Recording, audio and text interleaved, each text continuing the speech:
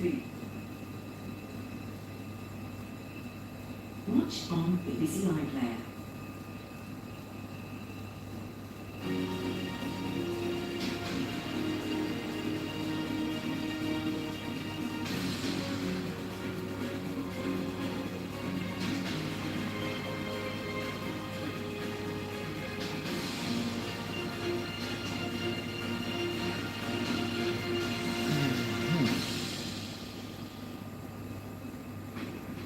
Hello, live from London, this is BBC News with me, Ben Brown. Iranian media claim the United States is searching for one of its pilots after an American fighter jet was reported to have been shot down over Iran. President Trump claims that with a little more time, the US can easily open the Strait of Hormuz, take the oil and make a fortune, he says. Iran launches fresh strikes. Yes, Baba Sky, big up yourself. I'm clean some prawns over here, so no one can get things going. Also this hour, 5 people are killed in Ukraine as Russia launches hundreds of drones and missiles The fire. in what President Zelensky has called an Easter escalation. So today we call it Blasting sea off to battle. the far side of the moon, the arsonist crew leave Earth's orbit. Next stage, their lunar mission begins.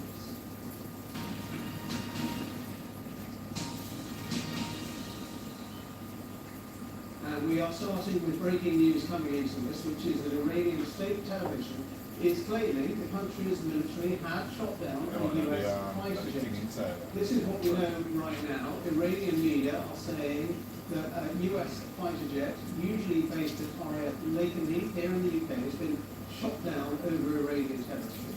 Reports suggest the Iranian army is now searching for the crew. There are typically 2 pilots on this kind of jet. There's also reporting from Iranian TV that Iran has placed a bounty on the heads of the 2 pilots. So far, with no comment from the Pentagon or indeed from the White House. Let's get more details on this breaking news right now with Mikey Kay, our security analyst from the Security Brief. Mikey, what more do we know? Because originally Iranian media was saying this was an F-35 US jet, but there's been some clarification. Yeah, I've been trawling open source intelligence channels, and there's actually a lot of chatter and a lot of information. Guys, welcome to my live stream. It's important to say that. But let's just show you what the F-15E Striking Eagle looks like. It's a multi-role fighter. It has been subscribe if you haven't done so before. It has seen active operations almost every day. Please check out my playlist and watch my content. It's an air-to-air and air-to-ground multi-role jet, so it can do both. It does have 2 crew. It has a pilot in the front, and you can see on that shot there, the individual in the back is called the RISO, the Weapons Systems Operator.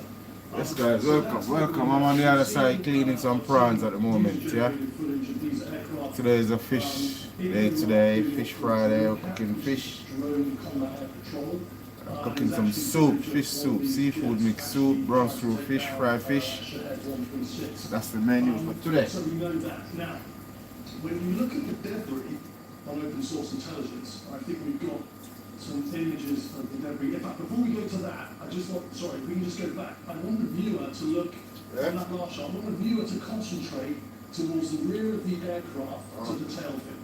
Okay? Where it says LN, I want the viewer just to look at the top of the LN, at that bit of the airframe. If you go to the debris footage now, you can see the red stripe, and you can see a badge on there, which is USAF in Europe. Now, what you can see on this debris footage is that it's important to clarify, we don't know where this footage is from. It hasn't been released yet.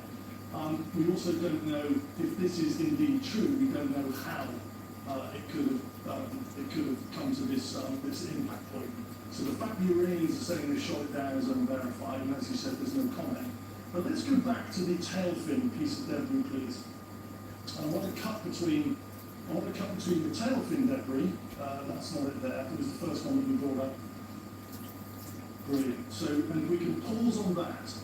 So on the jet that was airborne, you can see a red strip at the top of the tail fin. And then as you go closer in, you can see part of the badge, which is on the back of the tail fin, called USAF in Europe badge. Now, this debris footage there are striking similarities between that and the original shot of the airborne jet, and that would locate it to the 494th Fighter Squadron, which is part of the 48th Fighter Wing, which is based out of RAF locally. So Ben, looking at the debris that we have so far, and looking at the footage that we can see now, there are striking similarities to indicate that it would be an F-15E from Lakenby. And we are getting reports from the Iranian media, again completely unconfirmed, that the officials in southwest Iran are calling for a hunt to find the pilots of what they say is this downed American fighter jet. So is that, I mean, there's a good chance they could have ejected. Yeah, absolutely. So this aircraft does have 2 ejection seats. They're usually what's called 0-0 seats, which means that you can, the safety parameters of ejection are 0 speed and 0 height. So technically, if it's on the runway standing still and there's a problem, both aircrew can eject from that safely. So the ejection seats will be absolutely critical to the safety of the 2 crew in this jet. And what's also important is, again, on open source intelligence, there have been images and indications that there is a what's called a CSAR mission. CSAR stands for Combat Search and Rescue. And the critical capability in that is a helicopter called an HH-60. It's called a Johnny Green 2. There's also been non-corroborated evidence of what's called an HC-130J. That's effectively a Hercules that is aligned to these combat search and rescue missions that would be responsible for fueling those helicopters. And the job of those helicopters is to go in and identify where the aircrew are and basically beat the Iranians to them.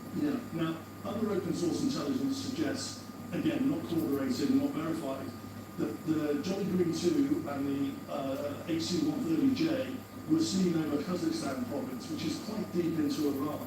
So when you look at the debris that we've seen, you look at the open source intelligence of what might be a combat search and rescue mission, and you start joining the dots, this would all indicate that an F-15E has gone down inside Iran, but the reasons we don't know why. And in fact, we're just hearing from Reuters news agency saying that a US official has told Reuters that an American fighter jet has been shot down over Iran and a search is underway for the crew. So assuming that is right, for the 2 crew, if they have ejected, this must be a pretty terrifying time, isn't it? Waiting to be rescued by your own side, but fearing that you're going to be captured by the Iranians. Yeah, the crew should be. So before I did multiple combat tours in Iraq, and whenever crews deploy into combat zones, they will do what's called a series course, which involves what's called escape and evasion. So if these 2 aircrew eject successfully, bearing in mind an ejection is pretty brutal. It's about 25 G sustained force as the pilots eject. As the pilots eject, they'll have what's called leg restraints and arm constraints in the cockpit, so they will tighten.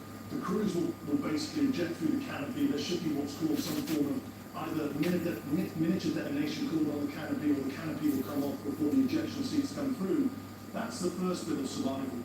Then, depending on the height of the aircraft, as soon as the ejection seat comes out of the aeroplane, depending on the height, if it's below 10,000 feet, there's a barometric capsule on the ejection seat that will automatically separate the seat from the crew. So the seat will automatically eject, and then the crews will land. And the crews will have survival aids inside their vests that they're wearing. One of those will be a beacon, and that will automatically be set off at a certain frequency, which will alert combat search and rescue agencies that are on 24-hour standby that there has been ejection, and will automatically pinpoint their location. They'll also have, we used to fly with 9mm pistols because we're in helicopters, we also used to have a long barrel. It's unlikely that these guys will have a long barrel because they're confined to the cockpit. So they will have a short barrel pistol on them. But to be honest with you, if you've got a hunting force coming down on you, and we used to do this, we used to do escape and evasion, we used to do it at night, and there was a hunting force coming for you. And you're pretty vulnerable, if I'm honest, because any hunting force will have night vision capability, thermal capability, and so they will have to, by daylight, they will have to get to ground pretty quickly. And what that means is they'll have to come into cover knowing that the hunting force have these capabilities. They should have an ability to communicate with any combat search and rescue operation. They should have. We don't know if they have. So bearing in mind all of that, and you've got a hunting force training Yeah, yes, 765. risks, and bearing in mind the potential location of this, which hasn't been Okay. verified, we haven't Alright, let's geolocated make it, sure. but the suggestions are it's in Kazakhstan province in Iran, that it is literally going to be a minute critical, time sensitive operation to recover these crews. And the Iranians, obviously, for their own propaganda, they will be a priority in terms of locating and apprehending these crews. Right, Mikey, for the moment, thank you very much, Mikey Taylor.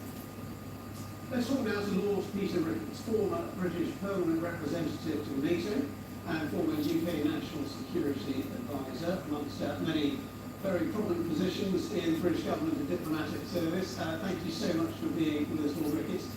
Can I just ask you about this, first of all, this breaking news? I mean, if this does turn out to be true, an American fighter jet shot down over Iran, that would potentially be a big propaganda victory, if nothing else, for the Iranians.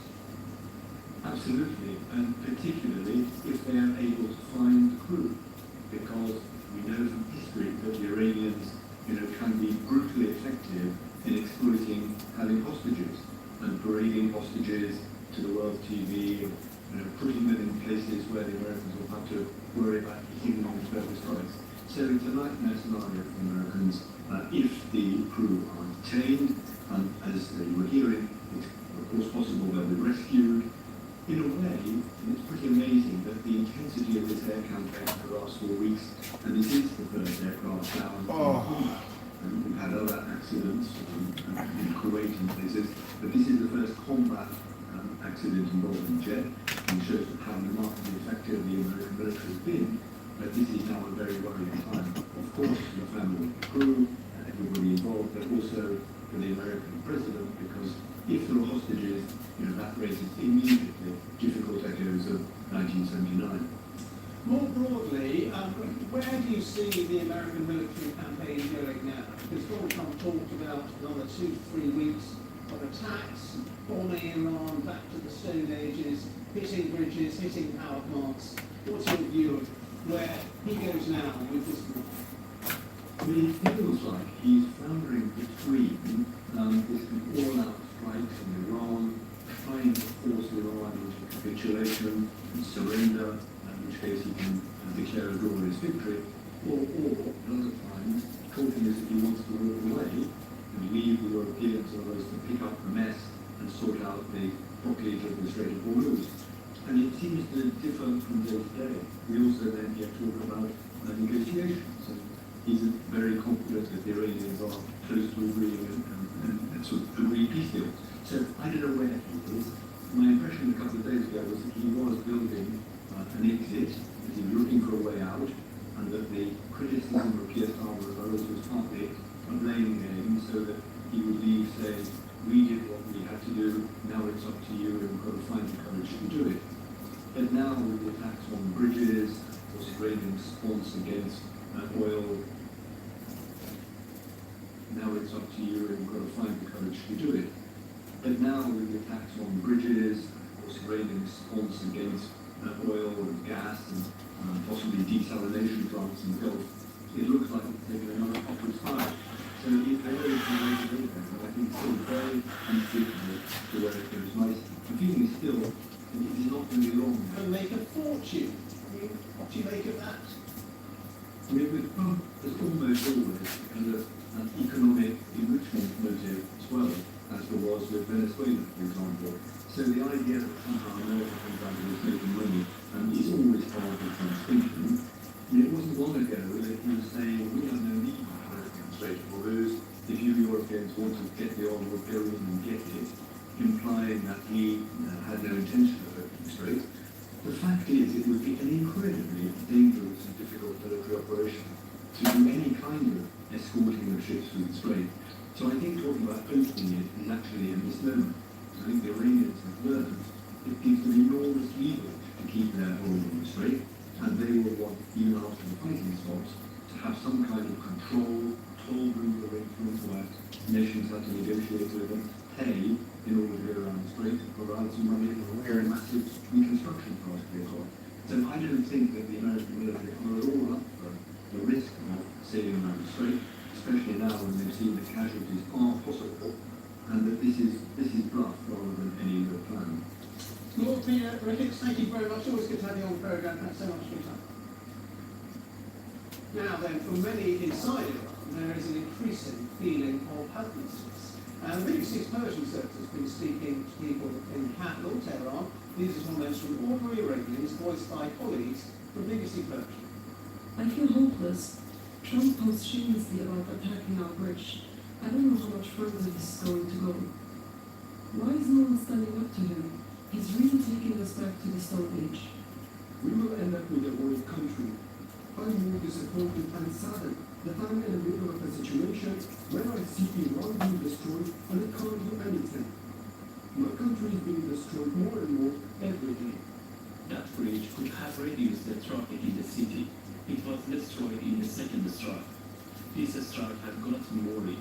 I don't know why they hit it.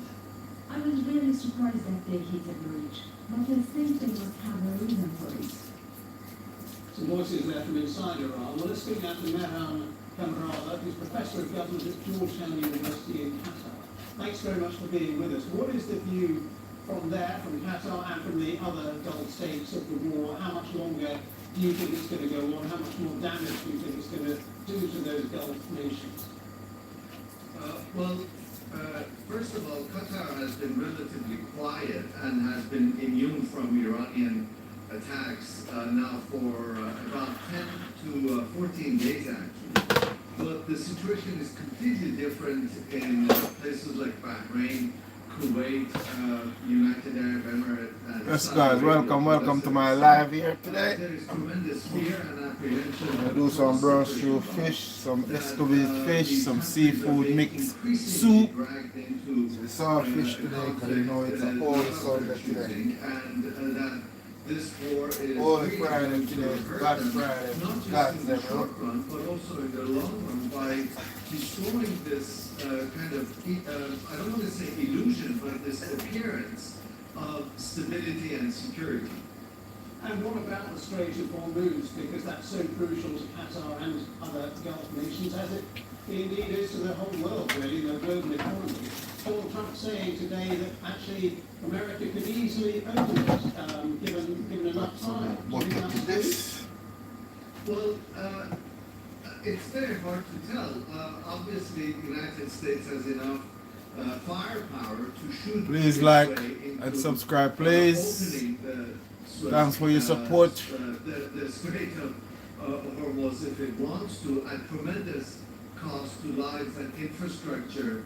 But I doubt even if Trump wants that, because the costs would be prohibitively high, and I think the regional states here in Qatar, Bahrain, UAE, I think they also don't want to deal with the fallout, because Iran will stay quiet. Like, please like and subscribe, please.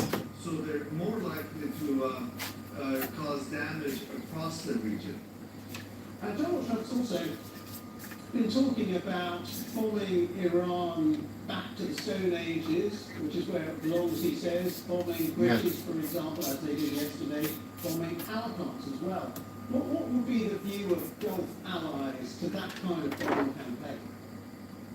Well, quite frankly, allies of the United States in the Persian Gulf wouldn't mind a weakened Iran, and an Iran in which the country's industrial infrastructure suffers heavy losses. There is very little love that the Saudis, Emiratis, Bahrainis, Kuwaitis, and even the Qataris have for Iran. And I think that is just the way things are. But what we have seen is that, and what is that the more that Iran is pressured, and the more that it is attacked, the more likely it is to lash out and lash out at these regional states. So for their own sake, they'd like to see a cessation of hostilities as soon as possible. Okay, Professor of Government at Georgetown University, thank you very much indeed. Thank you. Just a reminder that breaking news in the last couple of minutes. Greetings. Oh, yeah, what go on? Dennis, big up yourself, man. You in a London yet? You know where you want Monday. We are going to bed for the So if they have christening, you know. I got the Sunday, christening Sunday. They get no invite.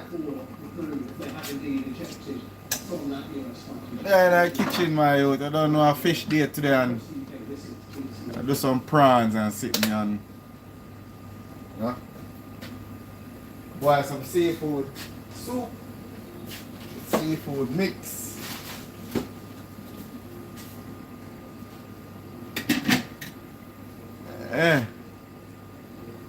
Blessing, my brother. What you going on? I mean, oh well, right now we have seafood mix soup, yeah. I do some prawns, I do some prawns as well, and we have fried fish and we have a brown stew some fish with some rice and peas, innit? Cause you know a fish day. That's that on the menu today. You in London yet? Eh? Yeah, me not see the part there. Oh! Menu on Tuesday, just tell me what you want, man. I'm gonna cook something for you Tuesday when I'm done work, man. My cousin from Birmingham, I'm down there. You know you like fish and you want jerk chicken or jerk chicken for you. No, you're not too keen for the meat thing like goat meat and all these things. But let me know, man. I saw that out. Man, it's a minor. You know that.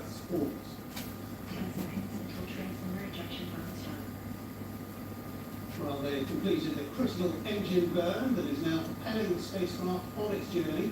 Orion expected to reach the moon on Monday before travelling further into space than any previous manned mission. Tuesday normally a hard food day with curry chicken or brown soup chicken or an ackee and soft fish. You know, yeah, because you don't know anything you want, you just let me know I'm deal with it, innit?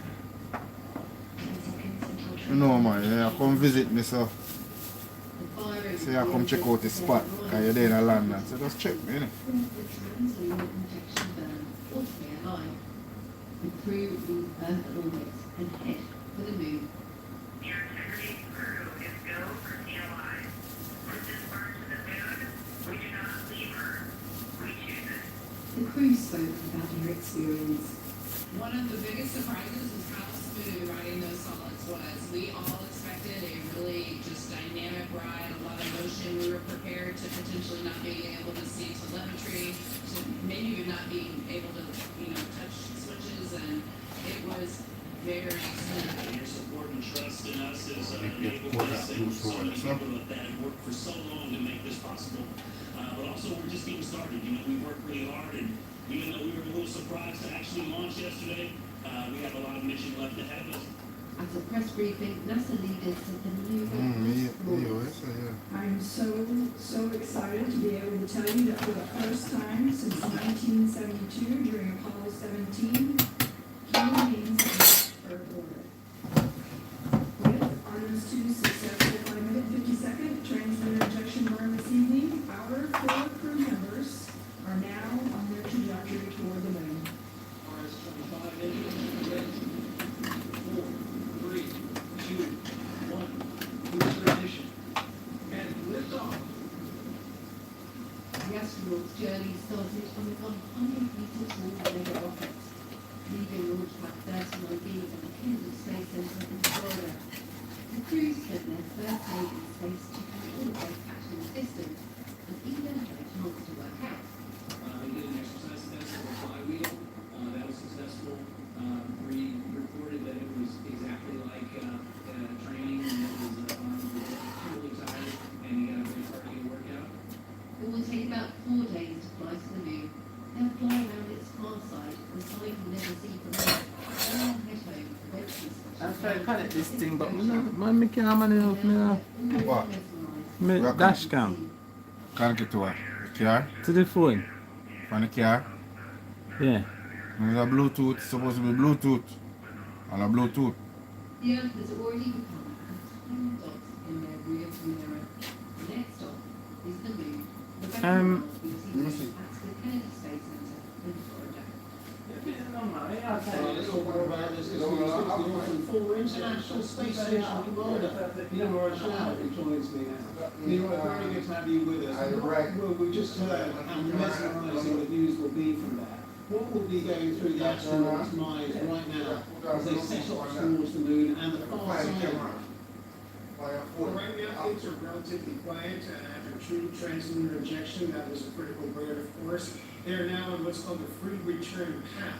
That is, the burn trajectory setup will bring them around the moon, and then the moon's gravity will swing them back around towards Earth.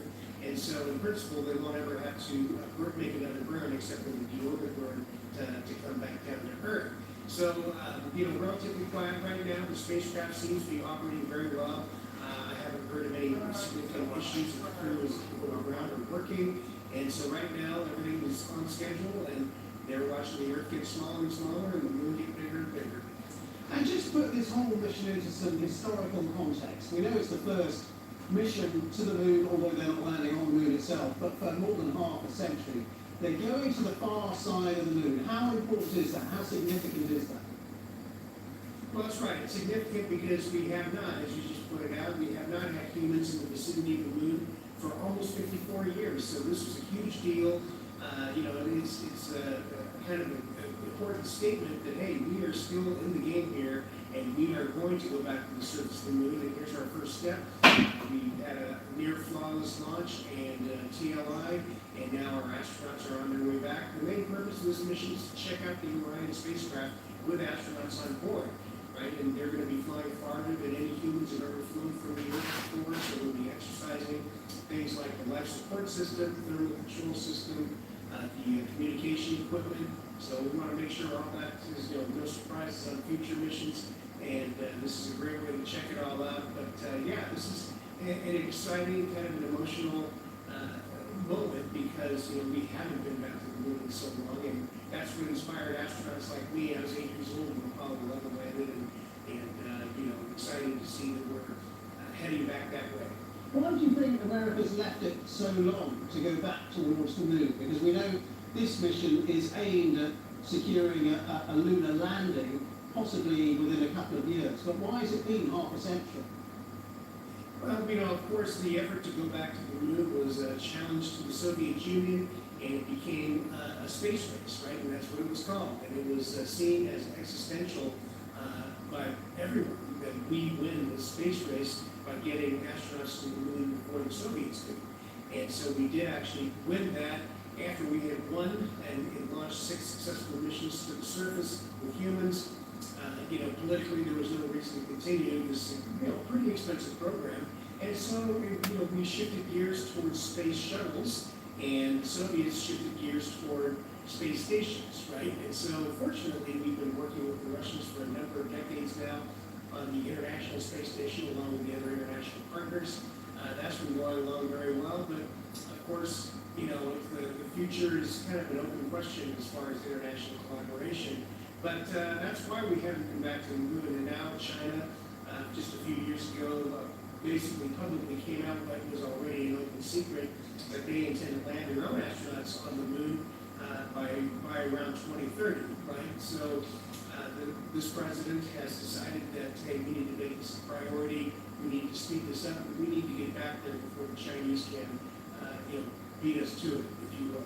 And so we're looking to do it in a sustainable way this way, that is establish lunar base and have a regular rotation of astronauts going to the lunar surface. Very good to talk to you. The new space race, that's Leroy Schnauer, their author and former International Space Station commander. Thank you so much for being with us on BBC News. My pleasure. Thank you. Right, we're going to take a short break, but do stay with us here on BBC News. There's plenty more to come.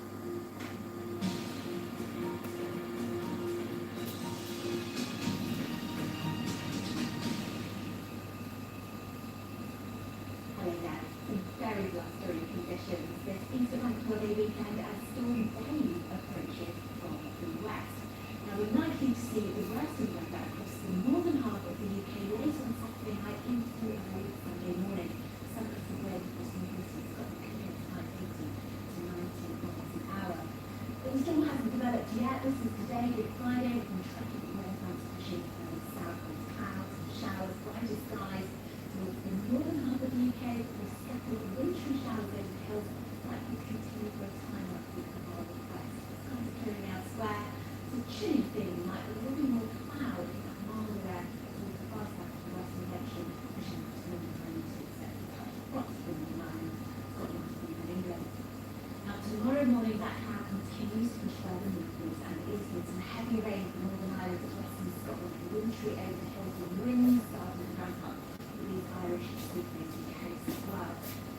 England and Wales with lighter skies.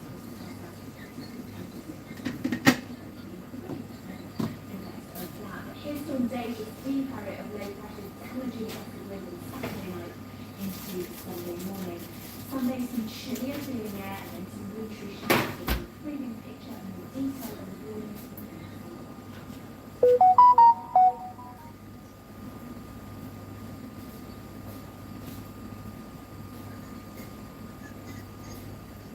The Gulf has long been isolated from conflict elsewhere in the Middle East, but the region's come under attack from Iranian drones and missiles. Leaders here are saying publicly not wanting to be dragged into a war maybe at the start. There's growing concern about what conflict will mean for people here. Yeah, it's 1693 one. The Champions League as eight of the best European teams try to reach the final in Budapest at the end of May. We'll have all the latest results, features and interviews right here on BBC News, as well as online, on the website and app. Julian Barnes has scaled the heights of literary greatness, with works including Provost Parrot and the book of Brian Greene's Sense of Ending. Author of 14 novels translated into 50 languages, now he's written his last one. Join me, Katie Bassett, Julian Barnes, beyond the page of BBC News. Through the field, see it as my eldest daughter. She was forcefully removed when she was 9 years old. From the very first notification of a poisoning, it was a full US as this sort of happens. Because we didn't know where the murder weapon was, and we didn't know whether we had managed to seal and clean any of the places where the poison would be. Maybe then make cities, Gaidinas, Tansi, Sahara. There's a number of casualties that were discovered when they built the highway. We're doing this not for medical reasons, but for remembrance, memories, and for family. Sport is out of reach for many today, but it holds the promise of a different life and identity. Documentaries from around the world on BBC News.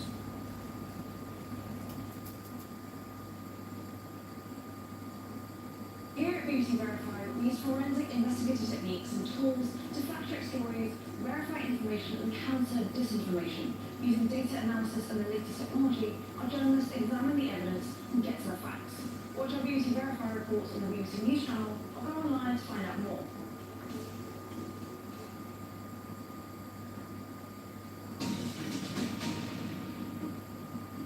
Hello again, you're watching BBC News with me, Ben Brown, and our latest news headlines.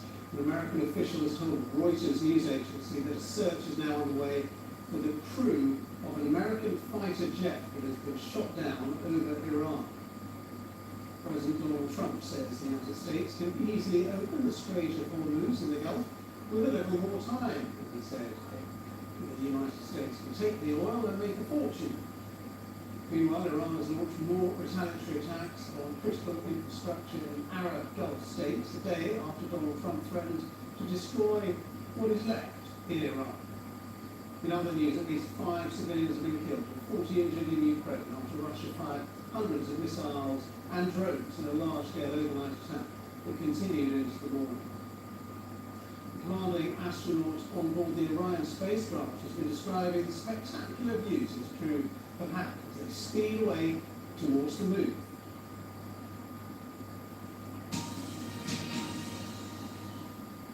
Let's bring you more on that downing of an American fighter jet over Iran, and let's just tell you what American media are saying in the United States, because they are saying that a US warplane has gone down in Iran. US forces are currently trying to rescue the crew. Iranian media air footage of the aircraft wreckage, and you can see what they are showing there. The New York Times has quoted American and Israeli officials as confirming those Iranian claims that they have shot down fighter jets.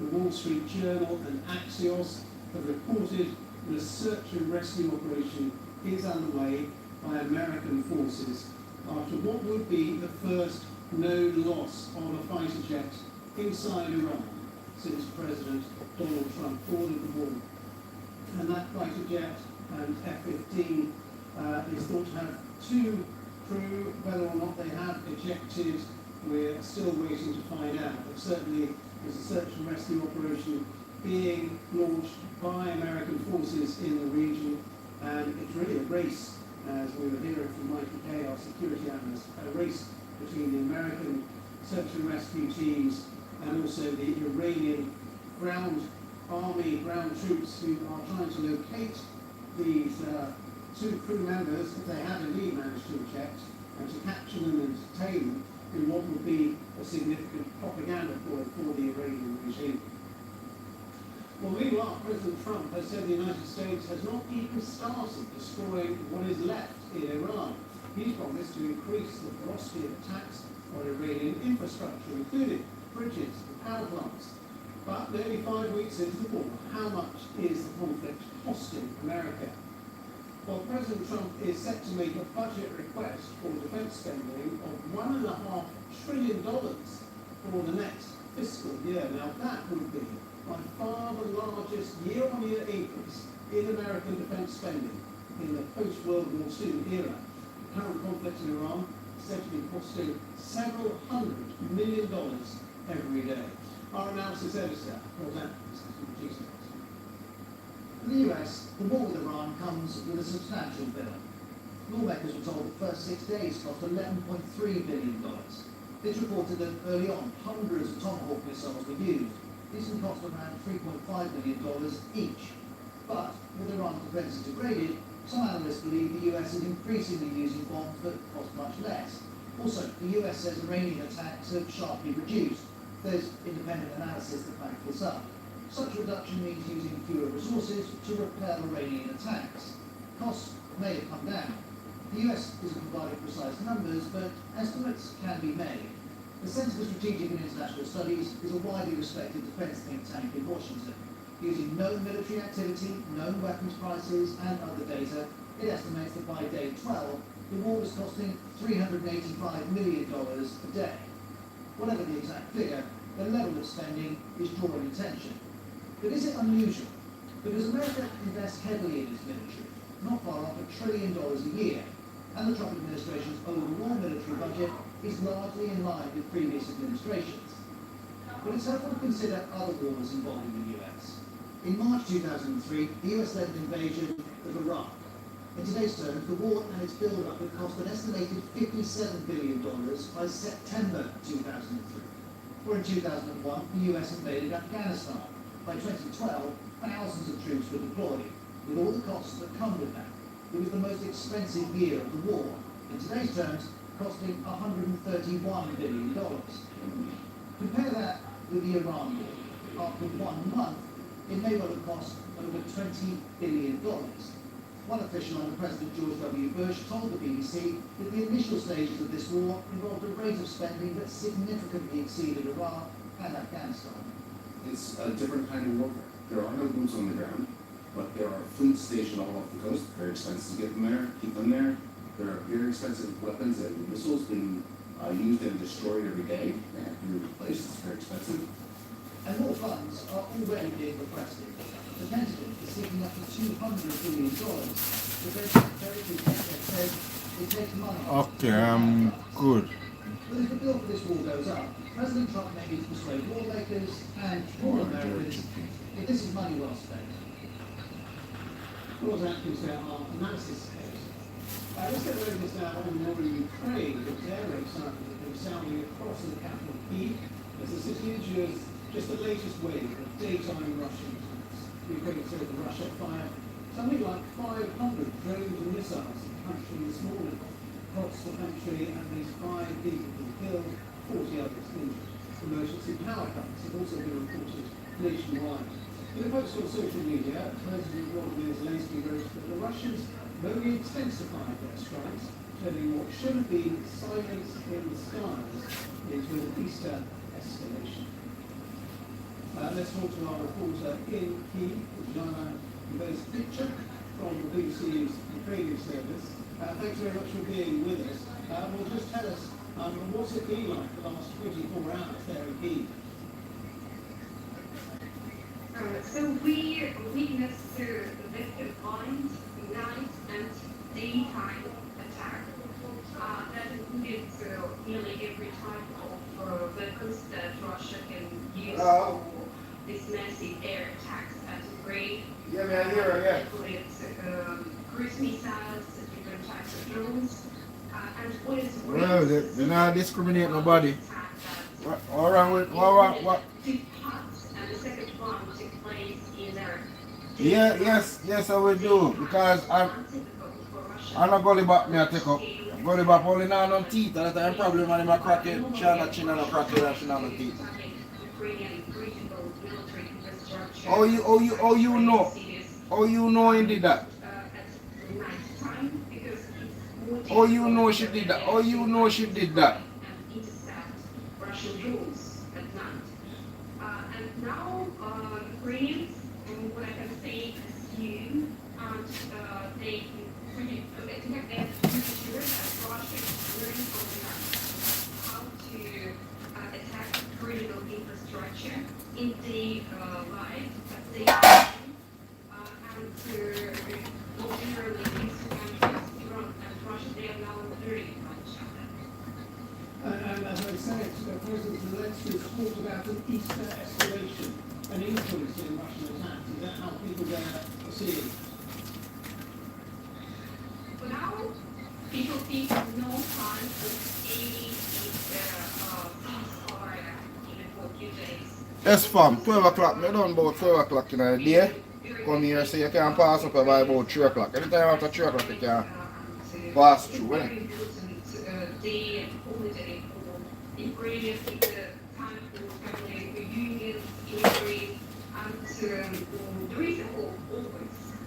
But for now, I think the country, the society, they see this hope for total survival under constant threat of attacks. There's a picture from BBC's Ukraine says, thank you very much indeed for this today. Now we're going to take a very short break, then go away around the world for the future. You're watching BBC.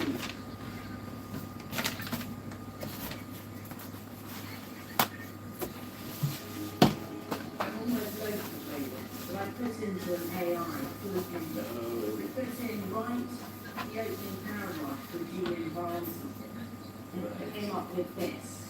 Okay. Well, we do coaching skills. What is this?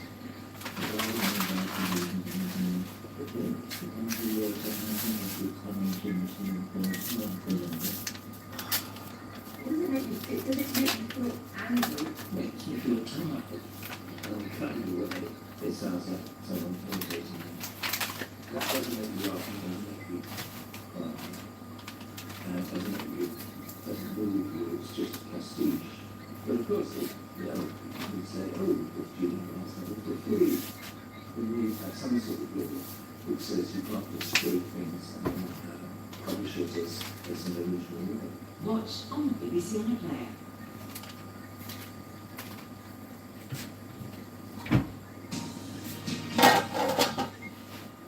Just bringing on that breaking news coming into us from Iran, which is that a US fighter jet has been shot down in Iran with a search currently underway for crew, according to media reports in the United States.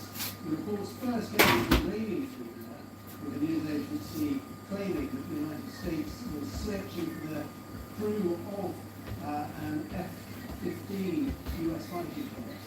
Then we heard from various media in the United States, actors, Reuters, New York Times, since reporting pretty much the same really, that there is a hunt, search and rescue operation underway by the American armed forces in and around Iran, looking for crew who are thought to have ejected, although we don't have any confirmation yet that they have indeed ejected. The fate and whereabouts of the crew later on, when I don't have no comment. Still isn't clear. Hang up for me, hang up for me. The initially saying it was an F-35, but the various aircraft specialists said looking at the wreckage of actually F-15. And now the governor of the southwestern province of Iran has said that whoever manages to find capture or kill the crew of this downed US jet will be specially commended by the governorate in southwestern province of Iran. That's according to a semi-official news agency. And Mikey Kay, our security analyst, was telling us a short time ago it's really a race against time between the Iranian troops on the ground who are going to be searching for this crew of 2 from this downed jet, if indeed they have managed to eject from the downed aircraft, and the American search and rescue teams who will probably be in contact with the 2-man crew if they are alive on the ground, trying to find them, trying to get them out by helicopter, extricating them from Iran before the Iranians get their hands on them, because obviously it would be a huge propaganda victory for the Iranians if they were to capture this crew of 2, to detain them, parade them, and whatever else. But just some also remind from CBS News in the United States, our partners, just confirming search and rescue effort underway to track down US F-15 fighter jet in southern Iran. 2 sources have confirmed to CBS News, which are the BBC is in the United States. Not knowing exactly how many crew are on board. Images posted on social media verified by CBS News show the refueling plane of 2 helicopters flying low over Khuzestan province, consistent with what would be an American search and rescue operation, a search and rescue mission to try and find those 2 crew members, potentially, they have managed to eject over the downed aircraft. The Iranian media, just to repeat, claiming that the Iranian forces have shot down the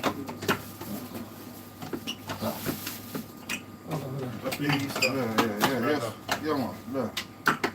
Really more on that as a man who left the military field in the end. The overthrew and Sam Same. Cold outside. What? You eat that out of them? No? Yeah, let's walk it down. That's why they don't spread up and cooking from Yeah. It's warm, mate. To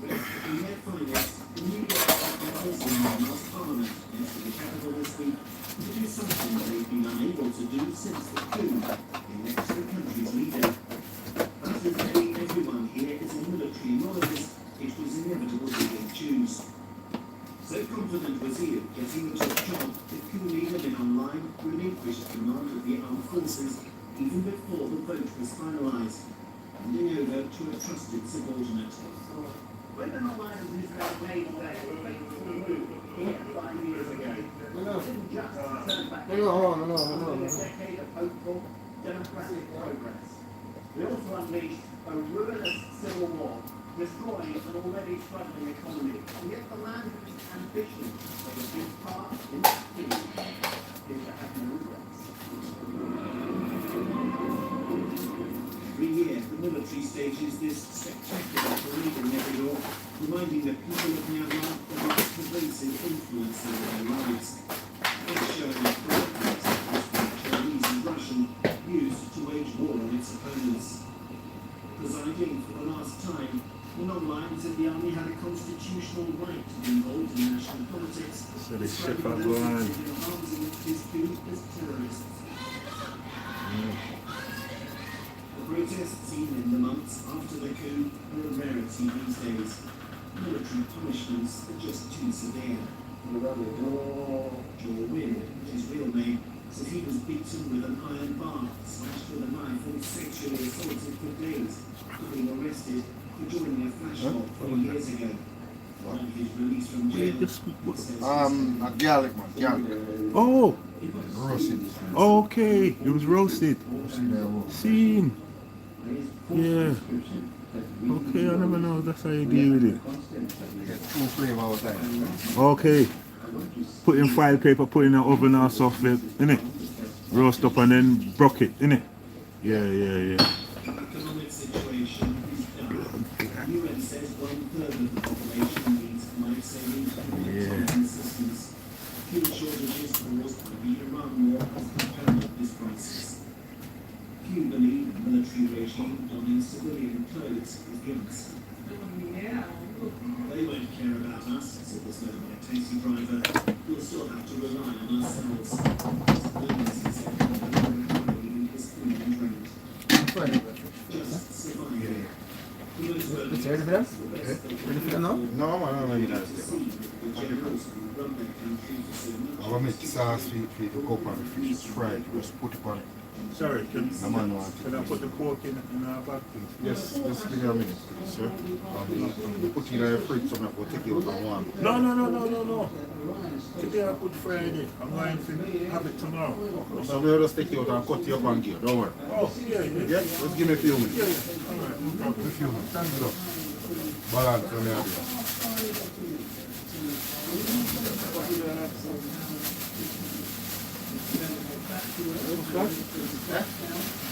Where's it?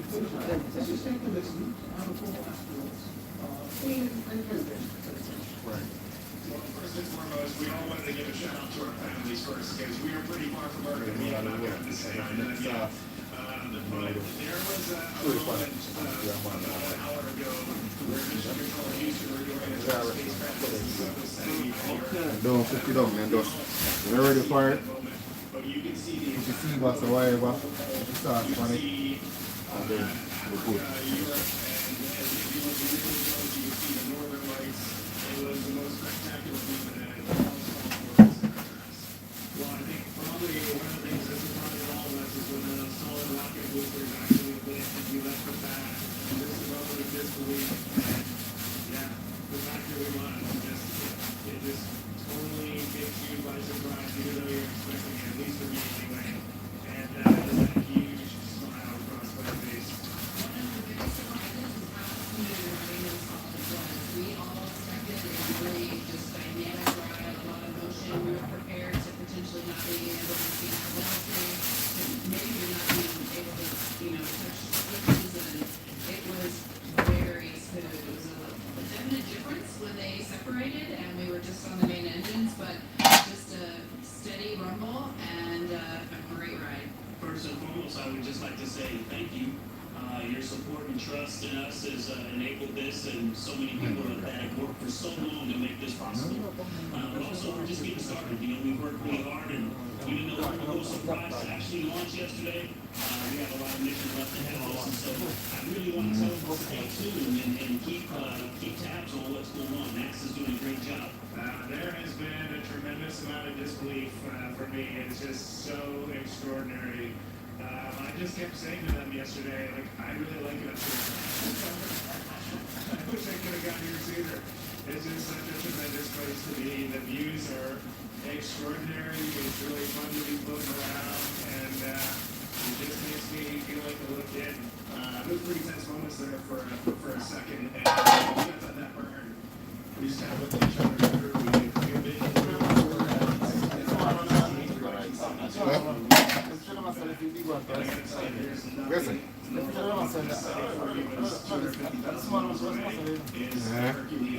and we are now just realizing the gravity of that.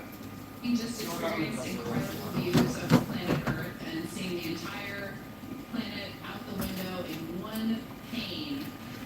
Knowing that we're about to have some similar views of the moon in that same way is definitely getting me more excited for it. I knew that is what we would see, but there's nothing that prepares you for the breathtaking aspect of seeing your home planet both lit up bright as day, and also the moon glow on it at night with the beautiful beam of the sunset, and knowing that we're going to get similar views of the moon. I'm really excited for that. And then, of course, heading home.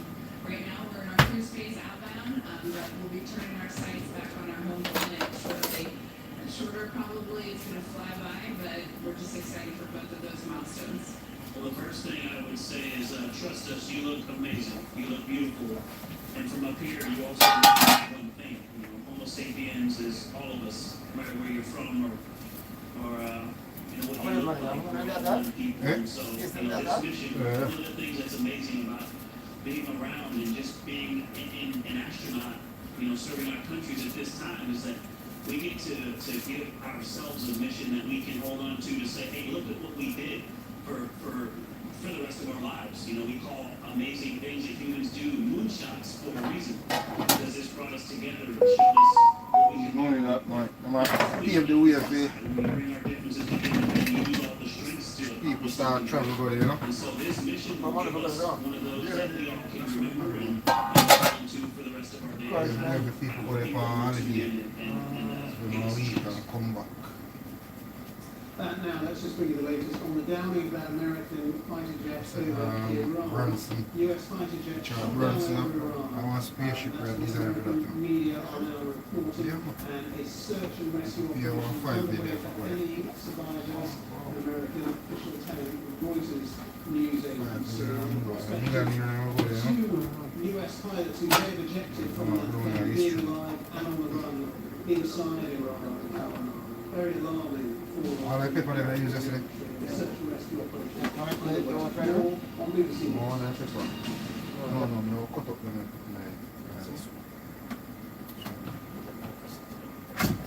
Hello there. Very blustery conditions this Easter bank holiday weekend as storm Dave approaches from the west. Now we're likely to see the worsening weather across the northern half of the UK late on Saturday night into Sunday morning. I ring me on myself. Tuesday won't get money. Yeah, that's okay.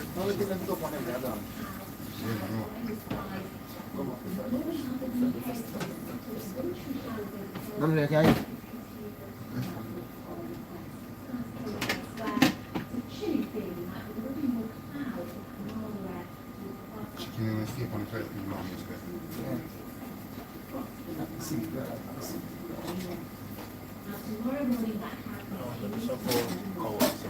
yeah, man. Wow. Yeah. We have a cup. Buy one ginger shot at the front. One ginger shot. Big one. Big one. Let's, you want a smaller? One big one. Let's buy one ginger shot. The big one, eh? A cheap one something for you, no? Yeah. Cheap one something. What about natural orange juice and drink? Natural, you know, so natural. 100% that drink nobody I get to No, so natural, because when we listen, all I get natural, do some cheap. natural orange juice, 100% with the bits on it. The bits. No, bit. Eh? No, bit. What? The pound. No, how much? Yeah. No, buy one. No, one. Buy one. No, Big one. Yeah, one. Yeah, man, a big one. Alright. 3 pounds for it. Yeah. Oh, let me a lighter. Have a lighter? No, sorry. Let me this. Alright. Let me a lighter. Eh? Maybe I guess.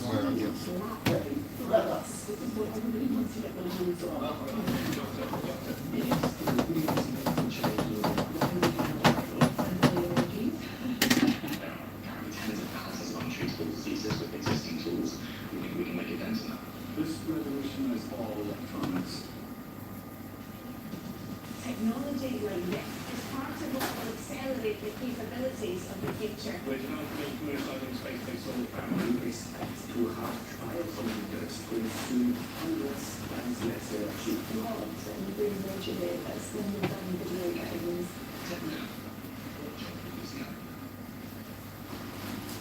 Did it feel that the expo somehow restricted you?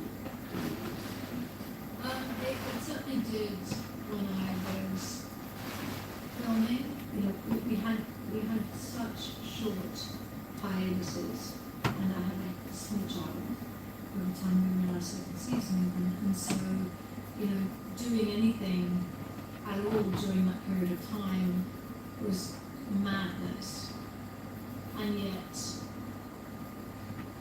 I was approached by Terence Davies to do The House of Men, and the opportunity was so great that I said yes to that. I knew that I wanted my career to have that scope, and I knew that it was important to show myself and other people that I could do something other than spinning. Watch on iPlayer.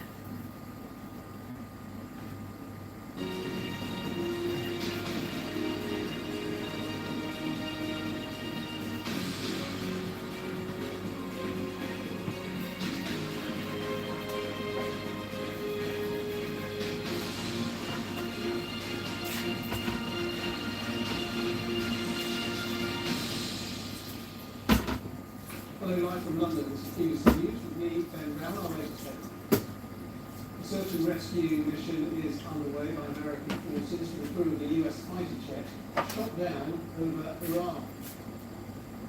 Meanwhile, President Trump says the US can easily open the Strait of Hormuz in the Gulf with a little more time. He said it can take oil and make it critical infrastructure in Arab Gulf states a day after Mr. Trump threatened to destroy what is left of Iran. In other news, 5 people killed in the with hundreds of drones and missiles in what President Zelensky called an Easter escalation.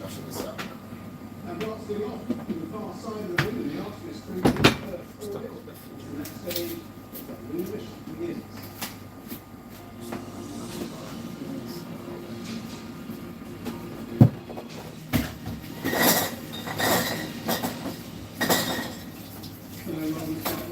Breaking news in the last hour or so, Iran claims the Iranian state media publishing pictures and apparently showing pilots US and one of the ejector seats as well. Now, if this is confirmed, the first time at the beginning of the group, the US jet has been shot down by Iranian sources that confirmed that a search and rescue effort is now underway. They need to know for sure how many crew members there will be. Images posted on social media verified there was a nuclear plane and two helicopters flying low in the region would be consistent.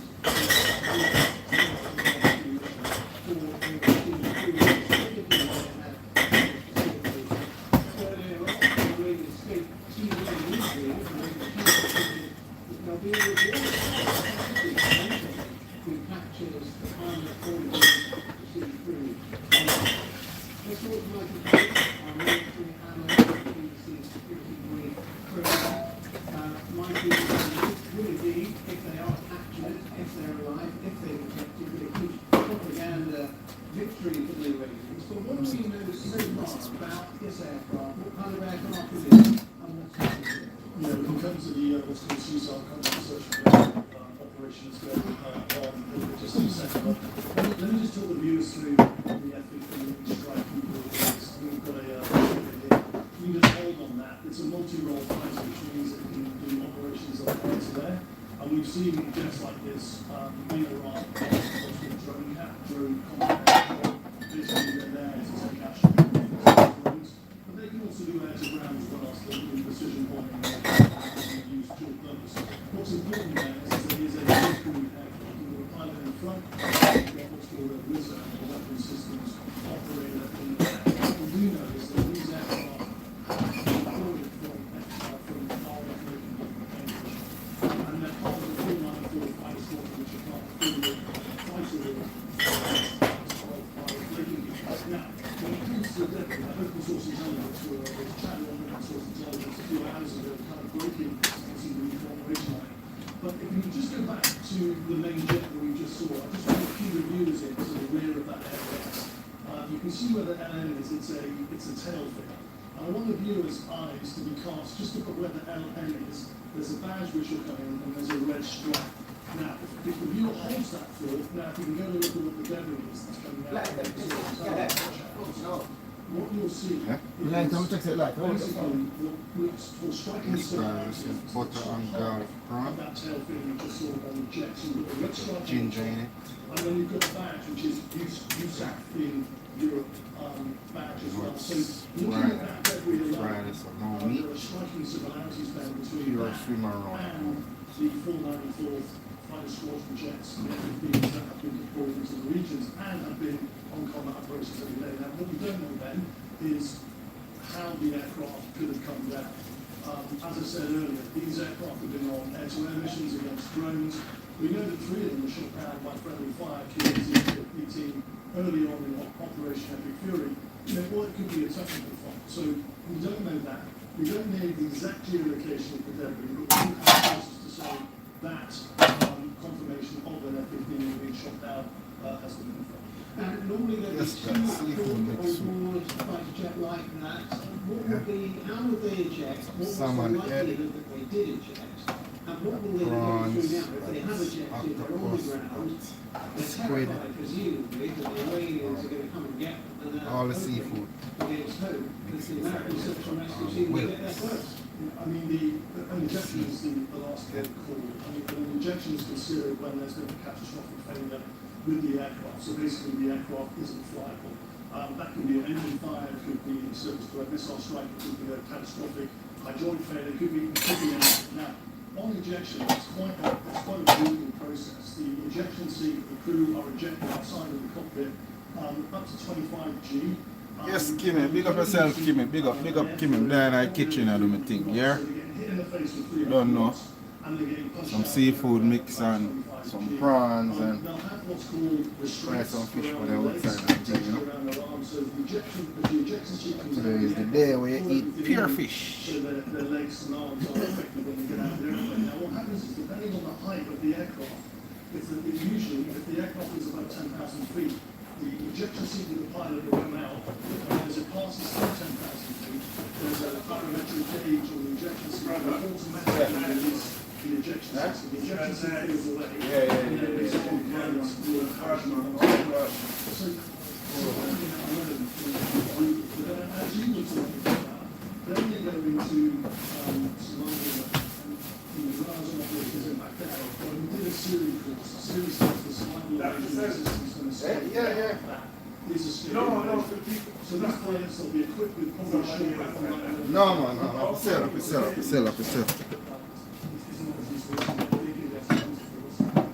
what they'll be doing is they'll be going into escape and evasion mode. So they'll go to ground during the day and they'll try to move at night. They'll have a compass on them and they'll be heading westbound because that's the application. Now come to the port later. No, man, you soon get it. Man, now. Give me a few minutes. You soon get it. Yeah. Buy 2 tin of gungo, man, you. 2. Not 1. 5 minutes. 2 tin of gungo. And when you're doing sort of investing stuff like this, as you know, you start looking at the job that you've got, so you can see the proximity of that province next to the Iraqi border. So that would make sense. Now, we spoke about what that sort of thing earlier on, and the crew will have in their day and as soon as that event happens, that people will start upgrading their location and alert the combat search and rescue teams straight away. Now, it's highly likely that will be equipped with filters because the regulars are tracking. But that people will have an emergency frequency as well. So there won't be an encrypted fleet on the street. So what happens is that can initiate what's called combat search and rescue. Combat search and rescue will be on 24/7 standby because these jets are doing 24/7 operations. And that will likely involve what's called a couple of HH-60 joint green tubes. We can show the videos of the delivery. Now, this is effectively then like the dependent on kitted out for these type of operations, just to let you know you can see now this is absolutely critical because these aircraft are getting very deep into the rock. And then they'll be utilising what's called an HLC helicopters. We can picture that as well. So those helicopters will be basically their priority mission. They'll be working in conjunction with that aircraft, which is the HC-130J. And that aircraft will be there to do what's called APTT, which is airborne delivery, so provide communications, but also refuel, because the priority of these assets, combat search and rescue assets, is to identify and extract those crews. It's basically a race up against time. And there'll be a hunter force, which, will be sizable because this will be a priority for the Iranians. Yeah. I'm not hunting them down. It's too Right. And they'll have significant capabilities. They'll have long barrel weapons, so they can shoot further. The crews will have short barrel weapons. And then they'll also have night imaging, thermal imaging capabilities. So the protocol is for these crews to move by night. The Iranians will be expecting that, so they'll have thermal imaging cameras, they'll have probably helicopters over the area where the crews have been shot down. And again, it's a race for time to see if these are operators can get their hands on the cruise vessel and revenue places. You talked about that search and rescue mission. And CBS News again said that they have images when you fully paid actually those flying low over that place that you were talking about. So it does look like there is some sort of American forces. Again, you start building the dots. Gathering this information of the film article passport and that locally, we know they're in theatre. That's point one. Point two is we've then got open source intelligence as well, citing these assets, these combat search and rescue assets, and then the geolocation of those is over the province of Kurdistan. So when you start joining all the dots together, the plausibility of this and the actual operation that's ongoing, that's reported on open source intelligence, starts to make sense. Mike, for the moment, thank you very much indeed. I know you're going to keep it fully abreast of all the developments. And let's talk to Simon Kelly, former Commodore in the Royal Navy. Thank you very much for being with us, Simon. I know your expertise is naval, but what are your thoughts on this downed US fighter jet? Because that would be a nightmare for the Americans if these two crew were captured by the Iranians. Yeah, absolutely. I think my first thoughts are with the crew, with their team, and with their families. But all of the preparation for this kind of operation is absolutely founded in the worst case scenario. What do we do? How do you activate that quick reaction force so the Americans will be dominating the ground now to make sure that they can recover the crew at the moment. I think we need to wait and see for a little bit more detail.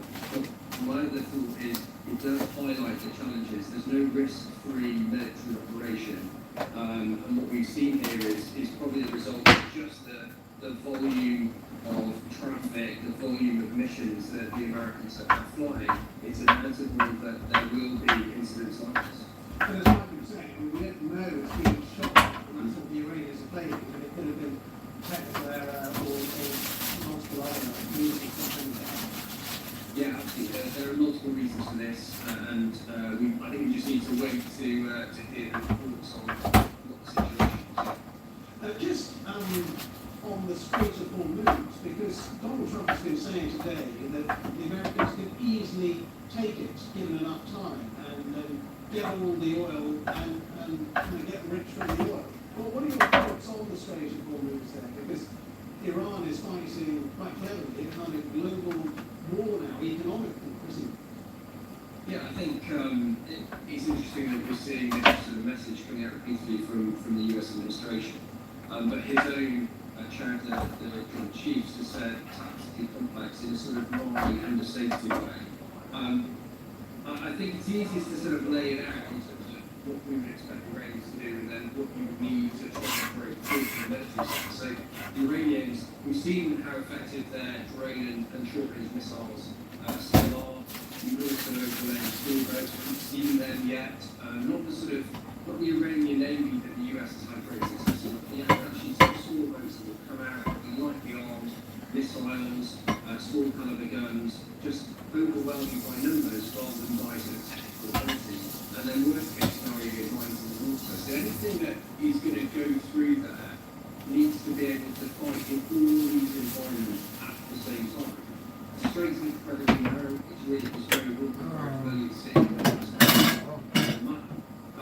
What that means is that when you really counter those threats, you've got layers around anything going through, you create a screen, and you try and knock these things out one by one. What you've got is the geography is allowed to do that, and the Iranians are doing everything they can to channel through. So there's sort of an idea that this would be simple. I would say the fact that we haven't seen a single European ship through the Straits at the start of this probably contradicts that. And I think although the US Navy could essentially conduct this kind of transit as a single sort of map crew, it doesn't necessarily mean that a coalition could come together. So I think that's a solution. We've got to remember that the Iranians only have to get it once. You have to a significant loss or you can damage to a US ship or any ship. How much lower is it?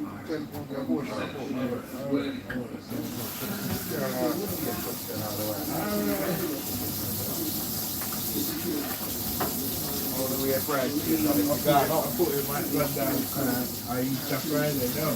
I'm 50, innit? Take taxi double today. Remember that? Everything double today. And I would say that the first thing I'd be thinking is that this is a absolute. In the same way that we're all trying to work out where they might go, it's taking Iranian resource to work out where they need to focus, because where submarines and paratroopers be used. But there is an element of which the idea of putting a is an incredibly daunting one. It's incredibly high risk and could lead to significant casualties. And so any decision to use those troops comes with a massive risk. And even if you're going to go in and conduct a raid, it's going to be a challenge. The logistic backup that you would need to get permanent cuts on any of the locations from Fargo Island to the small islands to the Straits, it's an incredibly challenging, incredibly risky task. And not one that his senior leaders are likely to be advising to do. All right, well, very good talk to you. Thank you for your analysis. Simon Kelly there, former Commodore of the Royal Navy, many thanks. Thank you. Now, we'll be back in a moment. We'll take a short break there, and we'll see you again.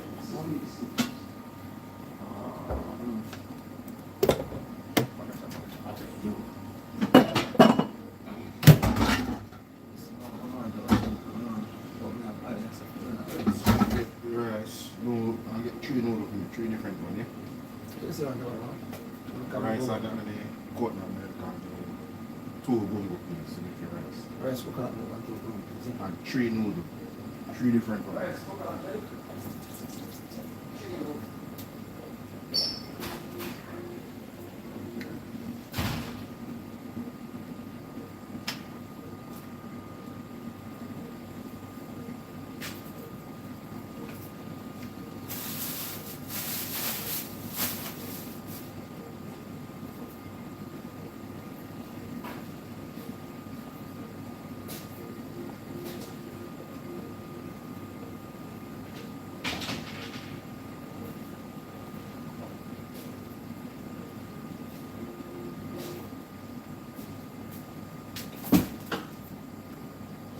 More on that breaking news coming into us in the last hour or so. Iran saying it has shot down an American fighter jet over the west of Iran. A short time ago we heard from Lord Peter Ricketts, who was a former permanent representative of NATO for the United Kingdom. He gave us his view whether this would be potentially a major propaganda victory for the Iranians if they do manage to capture the 2 crew of that fighter jet. Absolutely, and particularly if they are able to find the crew, because you know from history that the Iranians, can be brutally effective in exploiting having hostages and parading hostages to the world TV, or putting them in places where the Americans will have to worry about putting them in these global skies. So it's a nightmare scenario for Americans if the crew are detained, as we were hearing, it's of course possible they'll be rescued. In a way, it's pretty amazing that the intensity of this air campaign for the last 4 weeks, and this is the first aircraft down in combat. And we've had other accidents in Kuwait and places, but this is the first combat accident involving jet, and it shows how remarkably effective the American military has been. But this is now a very worrying time, of course, for the family of the crew, people involved, but also for the American president, because if there were hostages, then that raises immediately difficult echoes of 1979. More broadly, where do you see the American military campaign going now? Because Donald Trump talked about another 2 to 3 weeks of attacks, bombing Iran back to the Stone Ages, hitting bridges, hitting power plants. What's your view of where he goes now with this war? Well, it feels like he's floundering between this all-out strike on Iran, trying to force Iran into capitulation and surrender, in which case he can declare a glorious victory, or other times talking as if he wants to walk away, leave the Europeans always to pick up the mess and sort out the blockage of the Strait of Hormuz. And it seems to differ from day to day. We also then talk about negotiations. And he's very confident that the Iranians are close to agreeing agreed peace deal. So either way, my impression a couple of days ago was that the war was building an atheist who was looking for a way out, and that the criticism of PSR and others was partly but they say that we did what we had to do, now it's up to you and to do it. Bridges, persuading payments against oil and gas and possibly desalination plants and so it looks like they were not upwards fathers. So there is some day-to-day there, and I think it's still very intentional to what it is. I think we still, we're not going to be alone now before Trump has to draw a close with the pressure on the market, on the space in America. That's all Peter Ricketts. Let's talk now to Eric Lesser, senior political correspondent of Time magazine. Eric, thanks very much for being here. Well, if this American fighter jet has been shot down over Iran, and it's a big if, the crew fall into Iranian hands, to what extent would that add to those who have criticised Trump's war? Well, tremendously. I mean, it would validate a lot of their concerns, not only about the economic ramifications that we've seen already, but that wars create catastrophes, that wars are calamitous, that wars bring unforeseen consequences that lead to suffering and loss. And I think that the pressure will put some manner on his own base to end the war now. And it also might lead to something that another fire truck. Where's it? Red dot, no man, red dot. Where Oh. there's been short-term backlash, but he's been able to pull out an operation over the last summer of 2025, Operation Midnight Hammer, where the United States bombed their 300 facilities, or operations were captured in Syria and Europe. This would be a promotion of the president had to do with abortion policy.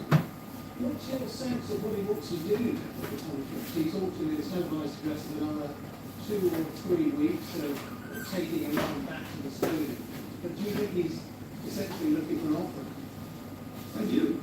I think President Trump has been told, well, I know he's been told by several of his closest aides that he really does have a good deal of time to complete this war, but not only risks spiraling out of control, but very serious consequences for the midterms. We're worried about what it would mean if that's put back to the House, which is a very narrow margin, or even possibly the Senate, and how that would affect the rest of his term. I think President Trump wants to get to victory, and that's been really important strategy so that he can handle the That's the one. Yeah.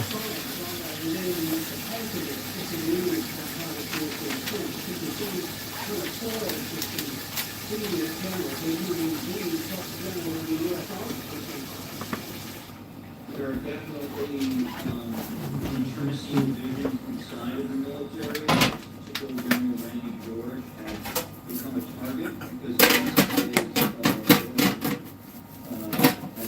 posting on her social media. Yes, push out now, yeah, do road. No, I go jump up some roof back and come back. What does it have done? 8. So they got favor, so they'll do that come back, yeah? Okay.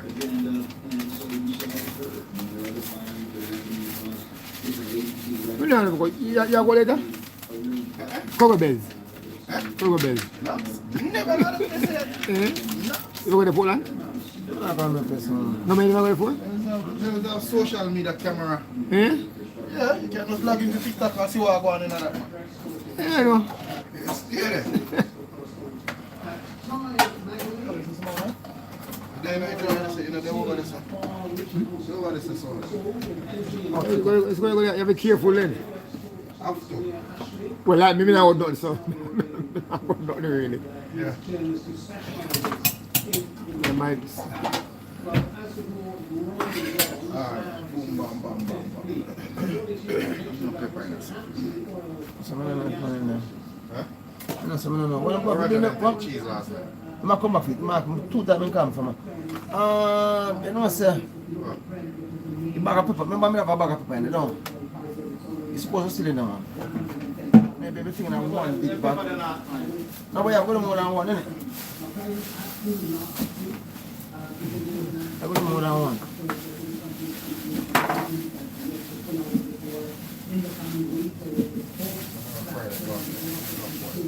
Oh. So I want to show the car come, huh? I want to show the car come.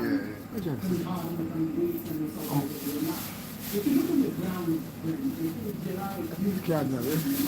Oh, the brother. Is it? Oh, from here, brother. Card shit. You can come out and get cash, isn't it? Oh, come get cash, isn't it? And of course, I get the money to make an idea, so. I am get cash like money.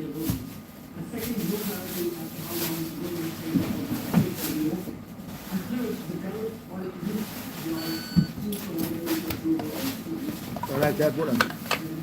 Back to these things. Back to this thing, no? Eh? Tell me, what you tell you, blind?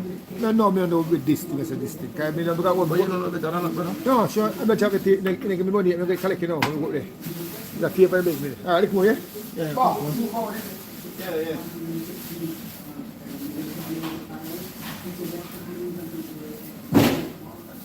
This is nice, Max.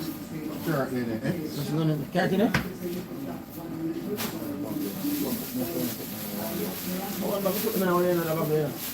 One arm, something about one of them big series.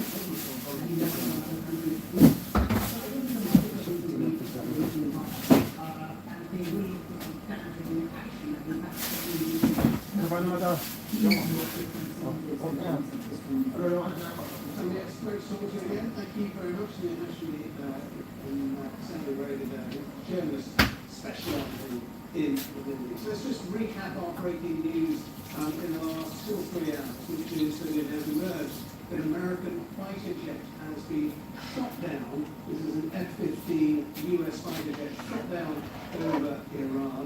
American sources are telling US media confirming that, and they are saying that a search and rescue operation by the American military is underway to try and find potentially the 2 crew of that fighter jet if they have ejected the Iranians. Meanwhile, Oh, you want to touch it now? I'm not going to fish. Wash your chicken. Huh? Wash your chicken. Yeah. I think to wash it.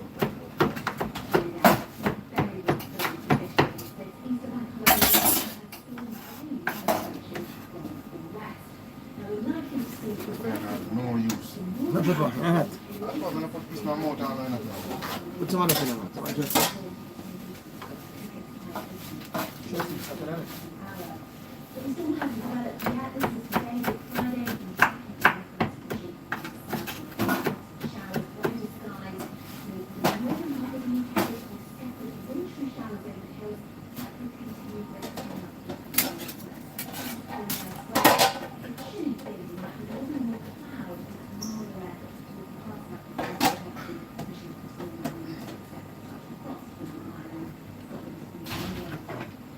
Tomorrow morning, that cloud continues to spread eastwards. Some heavy rain from Northern Ireland and Western Scotland, and wintry over the hills with winds starting to ramp up with these Irish sea breeze and coast as well. Cloudy for England and Wales, and when brighter skies across the Atlantic. Open day is still carry of low pressure damaging across the road Saturday night into Sunday morning. Sunday, some chillier feeling air and some wintry showers with an improving picture and detail in the buildings.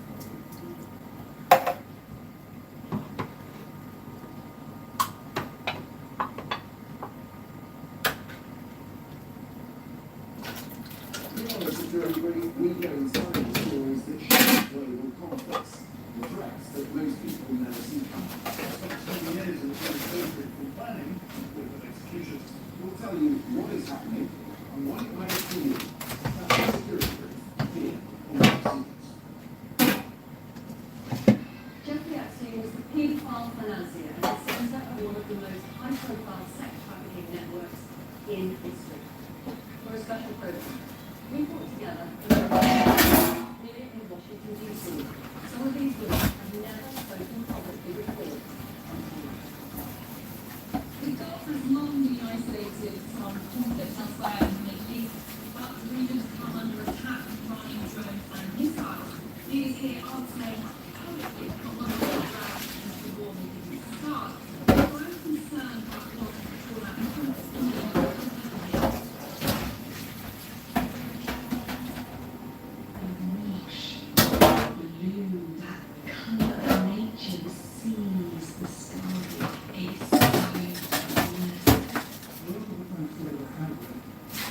is unsatisfactory because it's not interested in psychologists, it's not interested in how people think or feel. I'm interested in people moving in the world.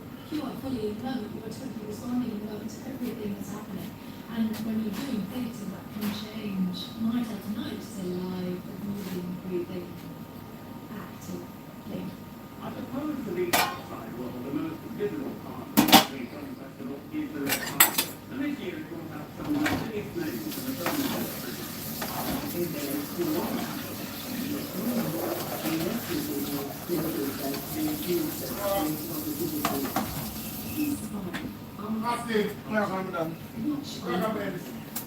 Yo, see bottom soup, boy. Ready? Next 15 minutes, just put in the noodle. You should look good out there on the golf.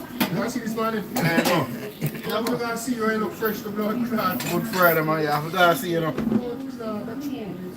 Nothing out there, I see you now. Whole day today. Man, this man ready to I'm cooking it. Yeah. Some fish. I mean, it's early, man, before 12. What 12? What do you mean? Before sun. Rise up proper. Such a rescue mission is underway in Iran for a crew of an American fighter believed to have been shot down by Iranian forces. President Donald Trump has said the United States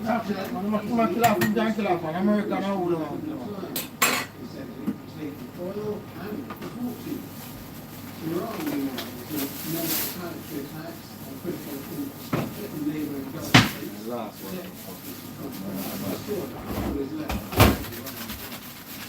Now, the use of 5 people have been killed in Ukraine as Russia launches hundreds of drones and missiles, and President Zelensky has called an Easter escalation. And lots of the course over the moon, the arsonist couldn't leave Earth's orbit. They prepared to do their mission. Get some work. So just to bring you right up to date with the news. Man, them who have started the war, not fair for them now. Black man, black man in this war, black and black in Africa. Yes. What they have, they released a search and rescue mission underway. That's some of the damage that has been films and pictures by Iranian media. Now, Iranian media also films appear to be the search and rescue mission, which is refueling planes, two search and rescue helicopters, which are flying over the province where this happened, where this US fighter, this F-15, apparently came down. And it really is a race against time, is how our security areas like this between the American search and rescue operation trying to find the 2 crew that they have managed to eject and get them to safety, a race against time between them and the Iranian troops who are said to be hanging in the area near where the plane came down in southwestern Iran. And in fact, the regional government there has full engagement that anyone who captures or kills the pilot of that plane flying low on apparent search and rescue missions, and they've been carrying videos which they say are Iranian residents on the ground shooting those US helicopters as they look for more details on that.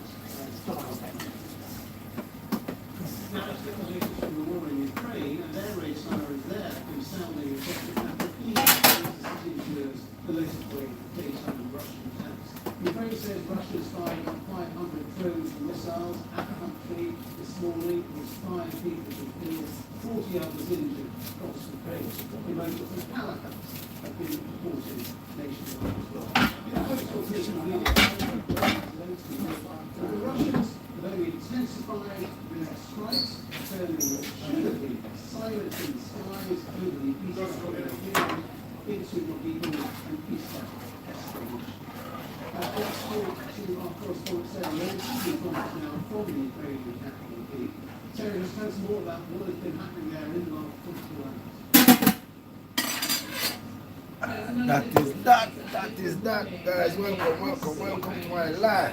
Russia launched this large-scale attack on the country. So more than 540 drones were involved, more than 3 dozen missiles as well. So that combined attack targeting sites across Ukraine. And the Air Force has here said that the targets were critical infrastructure, but we've seen the evidence that shows that as part of that attack, apartment buildings, cars, a veterinary clinic, a number of civilian targets, civilian sites have been hit as well, both by falling debris and also, in the case of the apartment blocks, directly by a Russian drone. So we now know 6 people, in fact, have died. We just learned that a 29-year-old was in hospital in Kharkiv just in the last recent moments. It was thought to be quite her life as well as the lives of several other people in the attack. It is a slight change of tactics by Russia, that they do appear to be turning more to daytime attacks. Of course, there have been attacks in daylight hours throughout this war, but these kinds of large-scale attacks in the daytime are still pretty rare. This is the second in just over a week, and I think that does worry people here, because of course during the day there are a lot more people out and about, and the potential for civilian casualties is high.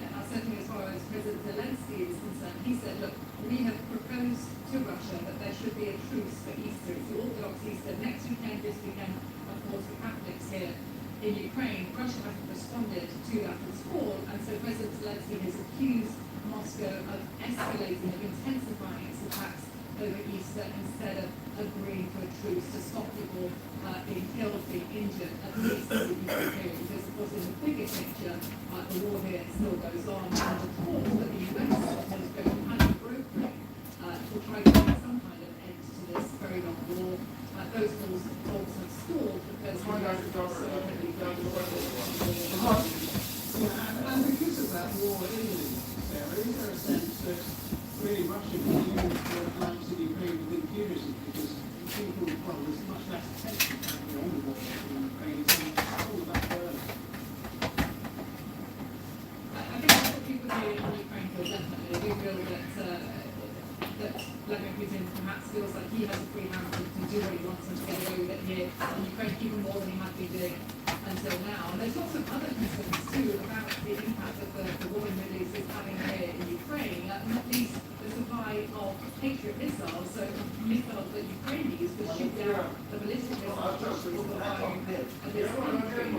We learned today from the Air Force is that a number of the missiles that got through the air defense, like Patriot missiles, that Ukraine can only shoot down with those Patriot air defense systems provided by the US. And of course, so many of those missiles are now going to the Middle East. Ukraine is worried about a shortage of those air defense systems going forward. At the moment, they say they have enough, but it is really difficult for Ukraine, which Russia is continuing to attack. It's difficult for Ukraine to defend itself, and there are real worries that if this war drags on, the longer they win in the Middle East, the more than they have here in Ukraine. Other impacts as well.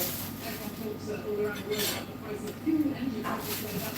Here in Ukraine, it has an impact on the troops on the ground. They need diesel for their tanks. They cost a lot more now. They need money for all of their vehicles on the front line. And all of that, a lot of that comes from donations here in Ukraine. So basically, there's a lot less money to go around, and fuel is costing a lot more. So this is a big impact too on the ground here in Ukraine. All right, so thank you very much indeed for that update. That's our correspondent Sarah Lawson from the Kyiv. Now, let's just talk to you about NASA's Artemis 2 missions again, first for half a century. And 4 astronauts on board the Orion crew capsule have now left Earth's orbit.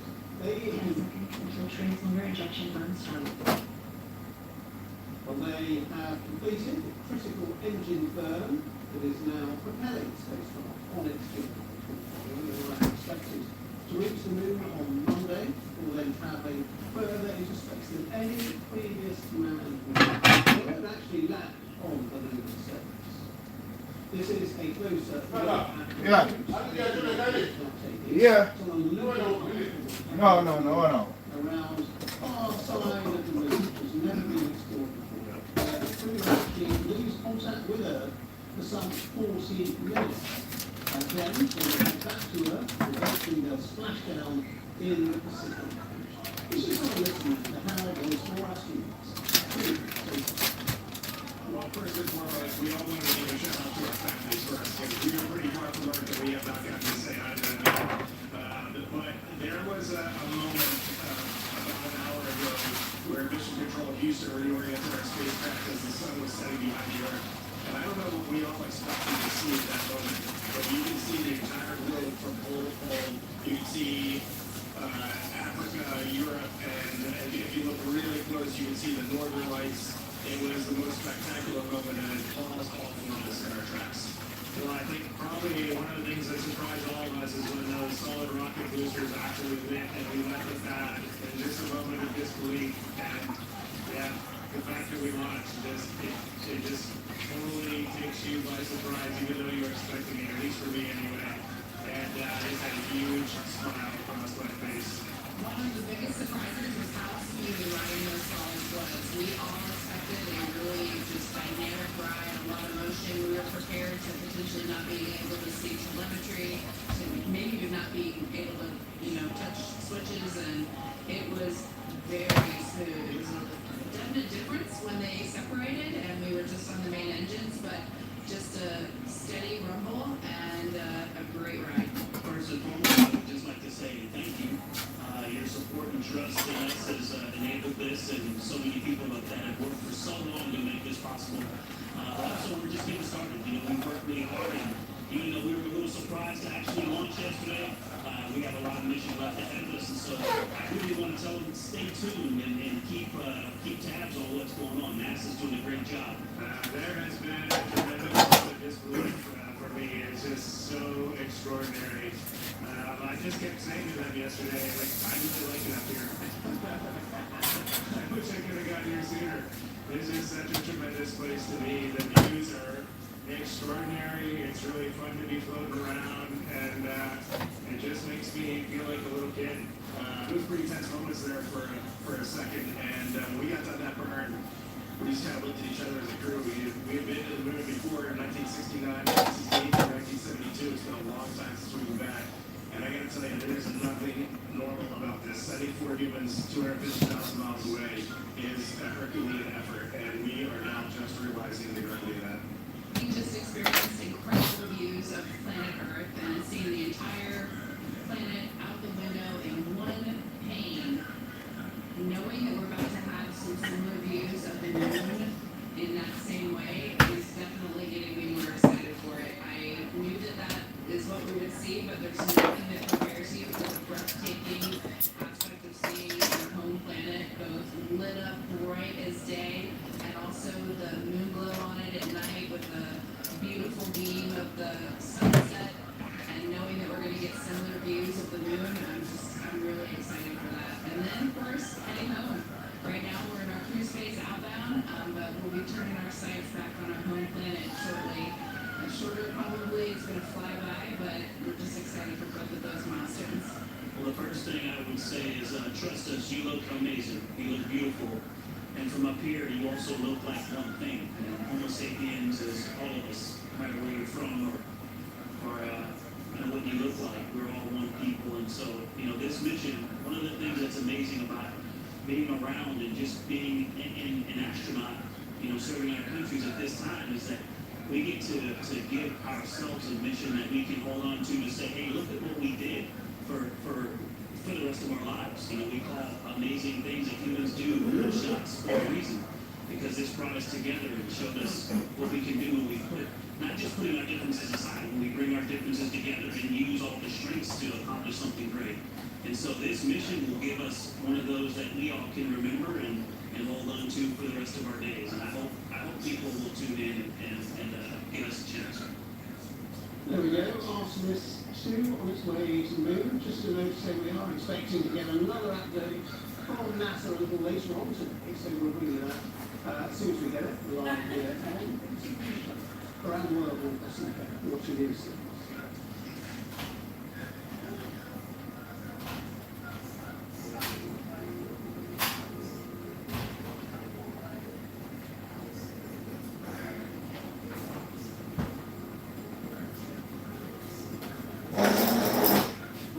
Greetings. All right.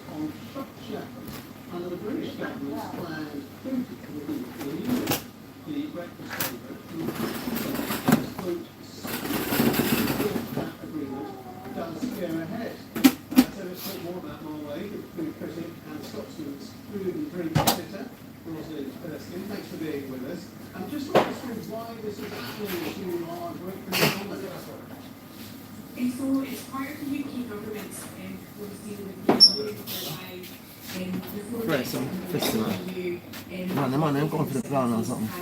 Plan.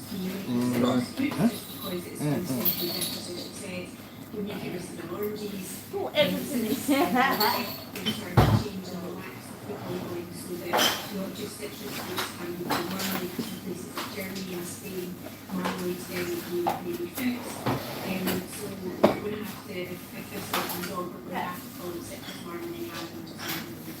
Right, so how much difference do you think it actually makes to what the label is doing? I mean, they didn't have these books citrusy very small letters rather than big letters. Yeah, possibly, yeah, and I think to be honest, from a consumer point of view, we're still going to just call it marmalade, even if we do have to say letters and citrus. So I think the name will carry on regardless. I mean, you don't think it'll make a difference to the consumption of marmalade in the UK? No, I don't think so. I think you love your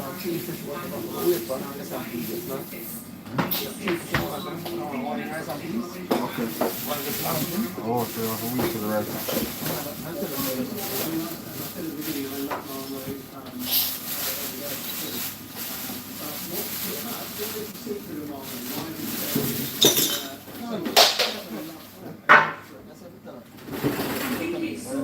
From popular culture, so obviously everyone knows that Spraggabenzeny Good Friday sandwiches, it's been a staple in our diets for years, and it's set to in London and Dundee, and the Scots were part of the first particular breakfast, so it's just been part of our diet, our food culture for a very long time, and I think it's also well loved by a lot of people, and it's great that people make it at home and so it doesn't look like it's going to change the consumption of marmalade in this movie. I don't think so. Personally, I just think people will carry on buying what they buy and call it what we call it breakfast with cheese or wines and stuff marmalade. Ultimately, I think it's just a bit of a slow thing. Yeah, I'm very much interested in it. Well, I thought it was very good for food critics who got now, just for an update on that down US fighter in Iran, we are hearing from our partner CBS News in the United States that one of the students from that project have been rescued by a crew from the downed 15 fighter jets rescued 2 American officials, according to CBS News. The crew member was rescued by American forces, according to those officials. Just to update you on what the contacts were. And we know from the Iranian media originally that they said they had shot down a US fighter jet. They said initially it was F-35. But it then turned out to be, on analysis of pictures of the wreckage, an F-15 fighter jet, potentially carrying 2 crew members. But we don't know whether they had ejected or not. But there was a big American search and rescue operation launched, including 2 helicopters and a plane. You can see them there in the skies over Iran. And we're now hearing that 1 crew member from that downed US fighter jet has been rescued. Or, as it comes into us, this is BBC News.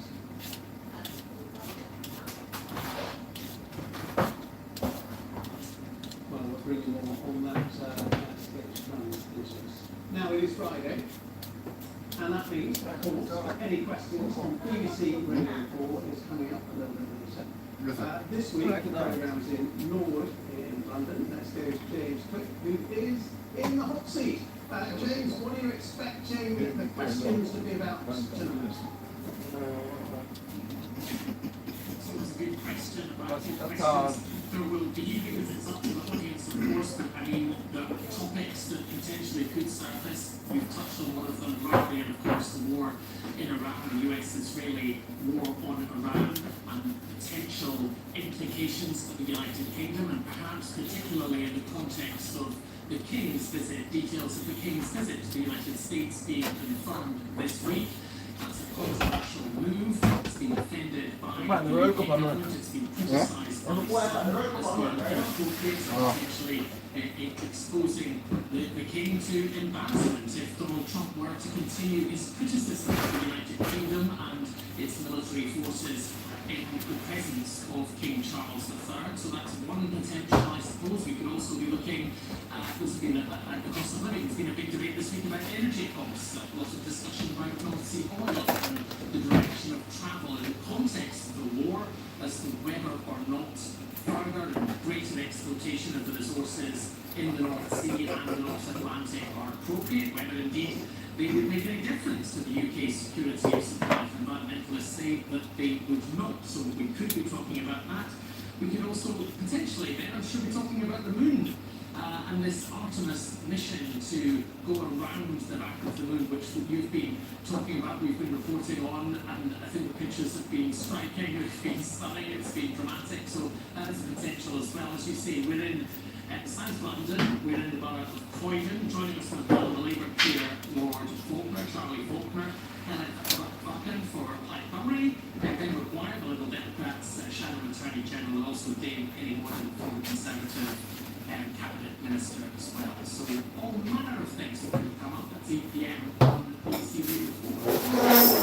All right, James, we look forward to it. Thank you very much for being presenting the BBC Radio 4. Now, conservationists say a record number of cruses bred in the UK last year thanks to a huge new wildlife project. The birds became extinct in the country around 400 years ago with over-hunting and loss of habitat. But the species has been making something of a comeback, reportedly maddened now it's lost. Soaring famously bridged the same We should be there. They simply dispersed from one state 400 years ago, and now they're back. They became extinct from overhunting. They were very quick to eat. One was plenty of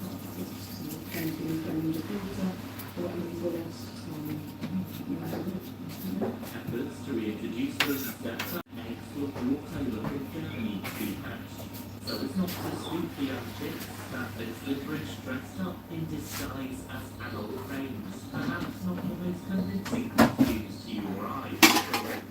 With that customised to pick a piece of vegan was enough to make the young feel safe before ultimately being released into the wild. It's nice to see something new over the horizon and the current that are very congested. incredible toleration and when flying over Australia. I think it's the size to them, the fact that they haven't been into many years. Seeing that sort of size flying around is amazing, really. There's now thought to be around 250 of these birds in the UK. The reindeer are in the process of pairing up and choosing their individual nest size. Frames often stay together for life, but not always. So we're surrounded by here the cool reindeer and the cowbirds. They're going from to the past decade. We hope that we will continue to these birds if they pick up the birds and again. We imagine BBC News. Thanks for the news of the US fighter jet's been shot down over Iran, and we are hearing from our partners, CBS News in America, that one crew member from that downed fighter jet has been rescued, and President Trump, we are hearing, has been briefed on the situation. Much more on that coming up at the top of the hour. You're watching BBC News.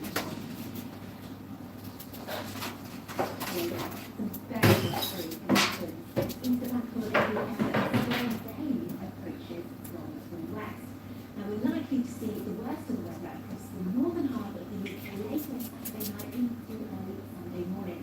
Sometimes the wind is moving against high 80 to 90 miles an hour.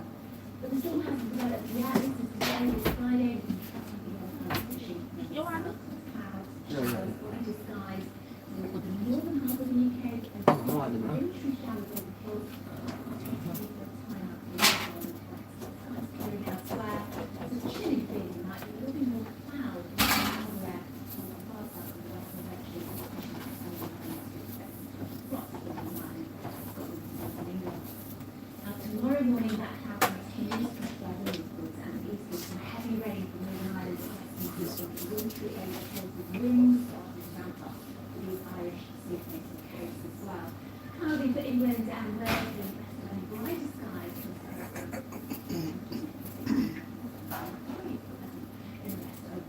Hailstorm day with deep area of low pressure damaging gusts of wind on Saturday night into Sunday morning. Sunday, some chillier feeling air and some wintry showers, but an intriguing picture and more detail in the morning.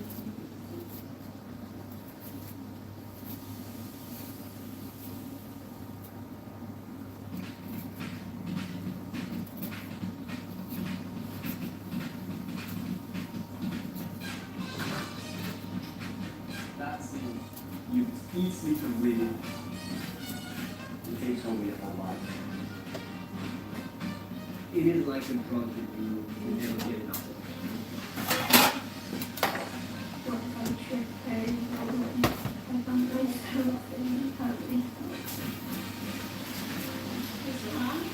Sometimes when you put it so fast enough,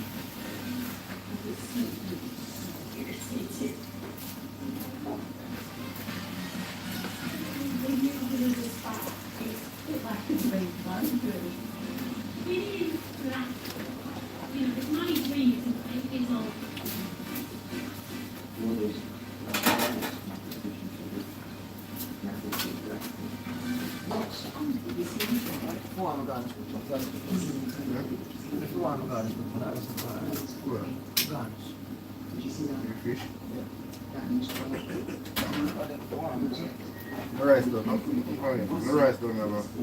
Because I see him guide him in it. They'll make it gravy and see that pour over.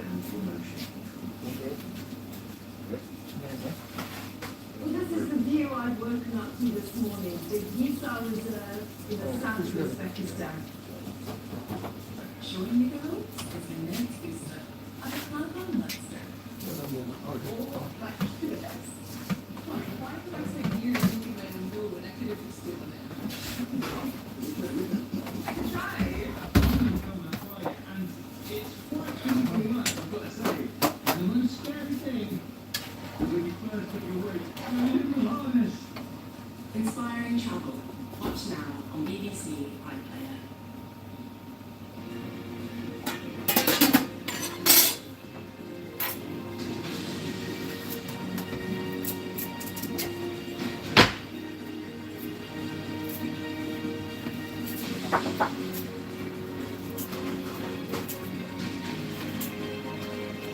Oh, I didn't got it from 5 through that. From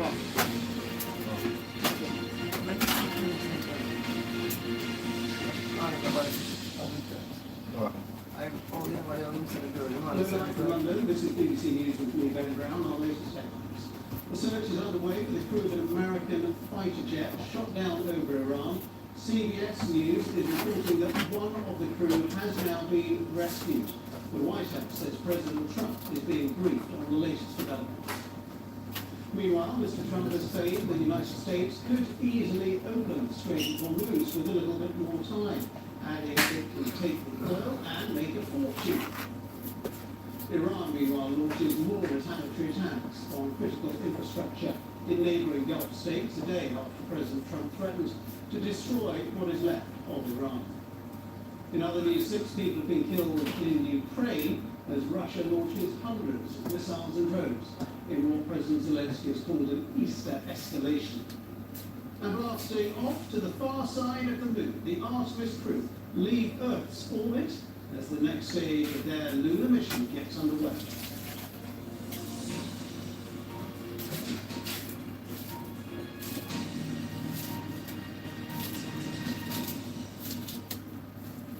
Iran says it has shot down a US fighter jet over the west of the country. In the last few minutes, the White House confirmed that President Trump is being briefed on the very latest developments. The Iranian state media published pictures and videos apparently showing parts of the downed fighter jet, believed to be an F-15, and also one of the ejector seats. Now, if the incident is confirmed, it would be the first time since the start of the war that a US jet has been shot down by enemy fire. 2 sources confirmed to CBS News in America that a search and rescue effort was underway, and CBS are now reporting in the last few minutes that one crew member from the jet has in fact been rescued by American forces who've been scouring the area with 2 helicopters. It's not known how many crew were on board the F-15. It's thought it would have been 2. Well, meanwhile, BBC Verify have confirmed this footage, which appears to show an American plane accompanied by 2 helicopters flying low over Khuzestan province in southwestern Iran in what looks like it was that search and rescue mission launched by the US military. Earlier, an Iranian state TV newsreader for a local channel reported that there would be a reward for anybody who captures the pilot alive. Well, with us now, Mikey Kay, military analyst for the BBC's security brief programme. Mikey, first of all, let's talk about this downing of this plane and how do you know it was an F-15 fighter jet? Yeah, so I've been scouring the footage of the debris. What we do know is, we can just go to a picture of an F-15E. What we know is that there are certain livery markings on the jet. So this is an F-15, it's a multi-role aircraft which means it can do air-to-air and air-to-ground combat missions. As you pointed out earlier, as we were discussing about earlier, Ben, there's 2 crew on this, and there will be 2 crew for combat operations. There's a pilot in the front and what's called a RISO in the back, a weapons systems operator. Now what I want to do is I just want to draw the viewer's eyes back to the rear of that aircraft. You can see the 2 tail fins, and where it says LN, so that tail fin nearest to you, I want to draw the viewer's eyes just slightly above that. And there's a badge called USAF in Europe, which is notable above that, and there's that clear red stripe. Now, if we cross-contrast to some of the footage we've got on local source intelligence from the debris, we can go to that next. What you can see here is the top half of that fin above where the LN was. It's not necessarily the same thing. And you can see the USAF in Europe badge, and you can see where the red livery is above the tail fin. So I can sort of say, looking at that, it's highly likely that that fin does belong to an F-15 aircraft. Yes, my friends, look. See what I'm so today, so you can come and get it. Not surprisingly, a huge search and rescue operation. Seafood mix soup. Yeah, you mentioned Got everything in it from the sea. Salmon, in as well. Yeah. It's a province which is literally right on the border. You can see it now with Iraq. So any operation inside that is going to be fairly deep. It is on the border, but when you start drawing your dots on an investigation like this, you know, when you've got the video footage of the combat search and rescue, you've got the indications on open source of where it is, and then you've got the debris, then all things seems to culminate in the conclusion that this F-15E was shot down. What about the ejection? Because it seems like, well, they're saying they rescued one crew member. I think they found, according to the footage, another ejector seat on the rest of the plane. So does that mean that the other crew member, if there was a second crew member, is rescued? I think pretty much important here is that it's actually a very risk-on mission for combat search and rescue crews to actually go in daylight. And that video footage, I don't think you come back to that video footage of the three aircraft. What's called an AC-130J, which is effectively a derivative of the Hercules. So that's responsible. So the Hercules, the C-130J is in the front. And then the two rear aircraft, the helicopters, are called HA-60, and they're called Joe Green 2s. Now their specific mission is combat search and rescue. Now those aircraft are likely being supported by what's called combat air. So they've been constructed by close air support to be able to clear the way from surface-to-air missile systems or any Iranian threat, put down suppressive enemy fire. But they wouldn't get airborne unless they knew that those crews were alive. Let's go to your ejection question. So the process of ejection is a very brutal thing. The ejection seat punches the crews out at around 25 G, depending on the ejection seat, and they're travelling probably at more than 300 knots, so they're being punched into a 300 mile an hour airport. So that whole thing in itself is quite brutal. And then you've got to look at that. So when the ejection seat goes out, if it's above 10,000 feet, there's sort of a biometric, barometry device which will automatically separate the seat if it's below 10,000 feet. So now you've got two crews coming down on the parachute, and then now basically at the rim of where the prevailing wind is going. And then you've got to look at the next bit, which is what is the territory that they're going to land on.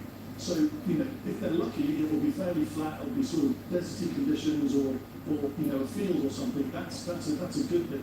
If you're talking about mountainous terrain, if you're talking about forest, then they could get snagged in a tree, they could come down straight down and break their leg. This is critical because the next garlic phase and is butter fry ready, rice, fried fish, outside at the moment, there, alright? Invasion, resistance and escape. That's the EPA, which is an invasion plan of action. And that invasion plan of action will be discussed in the brief before they get airborne and go flying on combat operations. And an EPA has things like rendezvous, likely routes that they would take out, communications and personal details. So all of that would have been taken into consideration when this combat search and rescue mission was launched. I guess the key thing now is that it's remarkable that these crews have managed to identify and extract one.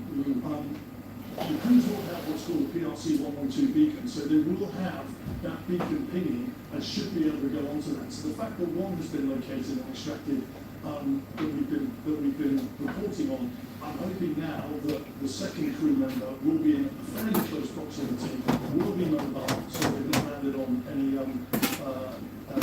terrain that would be cause them to be injured, and that extraction of the second crew member can sort of happen pretty quickly. Okay, Mikey, thank you very much indeed. Mikey Kagan, well, let's go back to the news and we'll see some versions from videos with the latest on this. What do you think will this mean for the Iranian regime? The very fact that they do appear to have shot down a US fighter jet, even if one of the crew at least has been rescued by the American. Well, the latest reaction we have is by Iranian Parliament Speaker Mohammad Bagher on his account on X that he is mocking the US by saying that he was talking about regime change, but now you're saying, oh, where's our pilot? That's kind of the tone that he's reflecting on his X channel.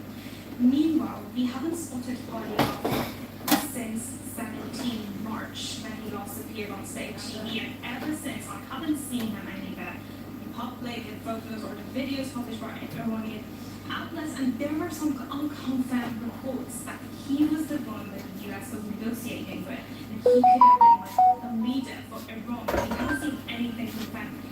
Yet, the mood on state TV, as I was monitoring it, they weren't looking that much into it, but the local channels of the southern provinces, where we have seen that apparently that the jet was taken down, the mood there was that they have set bounties and they're saying that rewards will be provided to anyone who can find the pilots.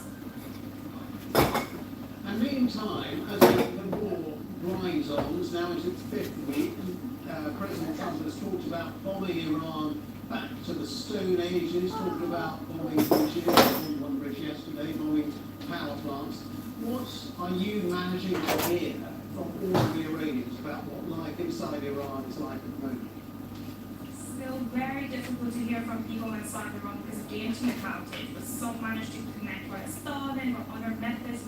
Using or possessing Starlink in Iran can lead to up to 2 years imprisonment, so it's not an option that everyone wants to have, and it's also very expensive as well. But from what I'm hearing, even some of the people that I was talking to that were pro-war, one of them lives in the city of Karaj, and we saw that the bridge was bombed twice yesterday. He was telling me that he got worried about the strikes. But that's just the opinion of someone that I'm in from Canada. Others are also worried about the infrastructure, how it's going to end, if it's going to end now, what is going to happen. And all the people that I've talked to are against establishment. They don't know if a deal, if they're going to deal now, if the regime is going to be more hardline or it's going to stay safe. Or if it continues, they're worried that Iran is going to dominate. But still, there are a small number of people that I hear from that support the strikes as well. Right, okay, thank you very much indeed. And we've also watched the event and talked about North American politics very well, because I only gather from the White House press secretary that President Trump is being briefed at the moment on the latest developments about the search and rescue mission for this crew from this has come down.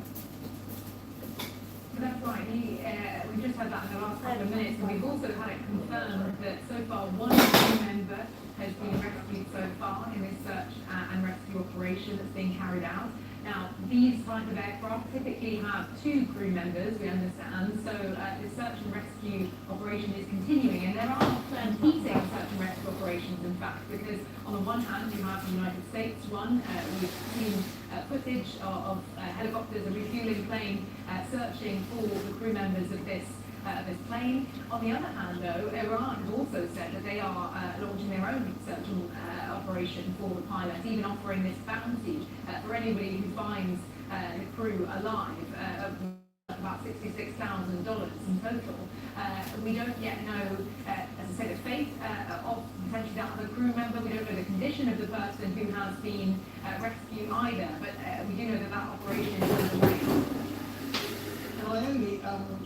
And American officials, including the Defense Secretary Pete Hegseth, have said again and again that Iran's air defense capabilities have been completely destroyed. If it does turn out they haven't managed to shoot down the US fighters yet, and we don't know that yet, it could have come down for technical reasons.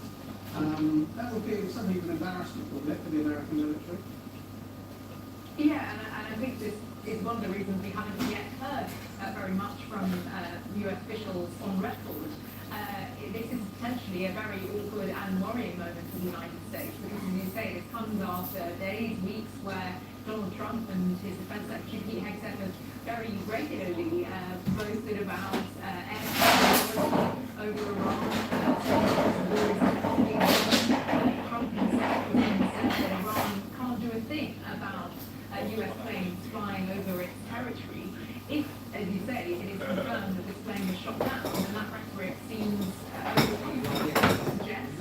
suggest that while Iran's defense capabilities might have been severely weakened, maybe severely reduced, there is still essentially a capacity to defend skies from US aircraft. So I think it is concerning for the US on that hand. I also think it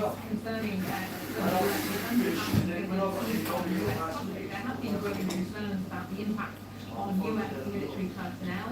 This comes at a time when the US has been mulling whether or not to potentially escalate further, even send troops in on the ground potentially, as has been reported in US media. That, of course, could carry much greater risk to US military personnel. And I think incidents like this are only going to raise some of those concerns among the public too, about what this means for the military. Naomi, thank you very much indeed. Naomi Wells reporting there from Washington. Well, before we got the news that one of the crew of that US fighter jet had apparently been rescued, I spoke to Lord Peter Gibbs, who serves the UK's national security advisor. He talked to me about the effect on Iranian morale of shooting down this US fighter jet. Absolutely, and particularly if they are able to find the Iranians can be brutally effective in exploiting hostages and parading hostages to the world TV, putting them in places where the Americans will have to very signal in further strikes. So it's a nightmare scenario for the Americans if the crew are detained, as they were hearing, it's of course possible they'll be rescued. In a way, you can imagine that the intensity of this air campaign for the last 4 weeks, and it is the first aircraft down in combat. We've had other accidents in Kuwait and places, but this is the first combat accident in the jet, and shows how remarkably effective the American military has been. But this is now a very worrying time. Of course, for the family of the crew, everybody involved, but also for the American president, because if there are hostages, immediately difficult areas of more broadly, where do you see the American military campaign going now? Because Donald Trump talked about Iran back to the Stone Ages, hitting bridges, hitting what's your view of where he goes now with this move? It feels like he's floundering between this all-out strike capitulation, surrender, in which case he can declare a glorious victory, or another time talking as if he wants to walk away and leave the Europeans and others to pick up the mess and sort out the blockage of the Southern Hormuz. And it seems to be different from the day. We also have to let go he's not very careful that the Iranians are and sort of agree peace deal. So I don't know where he is. My impression a couple of days ago was that he was building an exit that he was looking for a way out. Now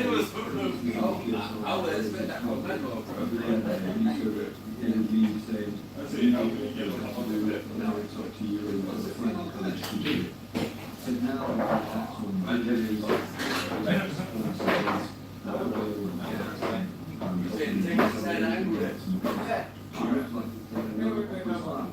so if they don't expect it's still very unpredictable to where it goes. I think it's still, it's not going to be long now before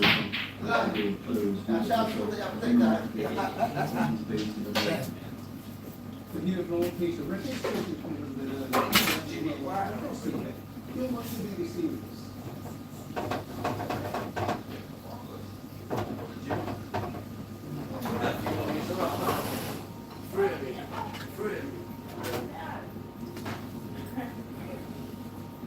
What's this shot? This is going to be a shot. Yeah.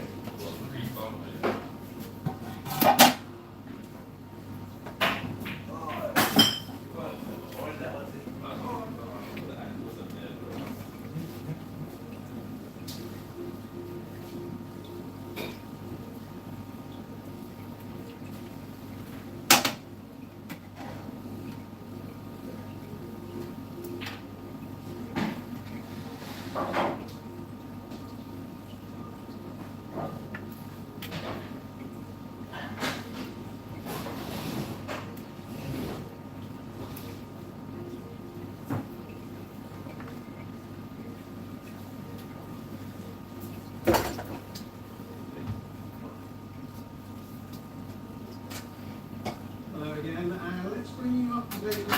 NASA's Artemis 2 mission to the moon, the first for half a century, and the 4 astronauts on board the Orion crew capsule have now left Earth's orbit.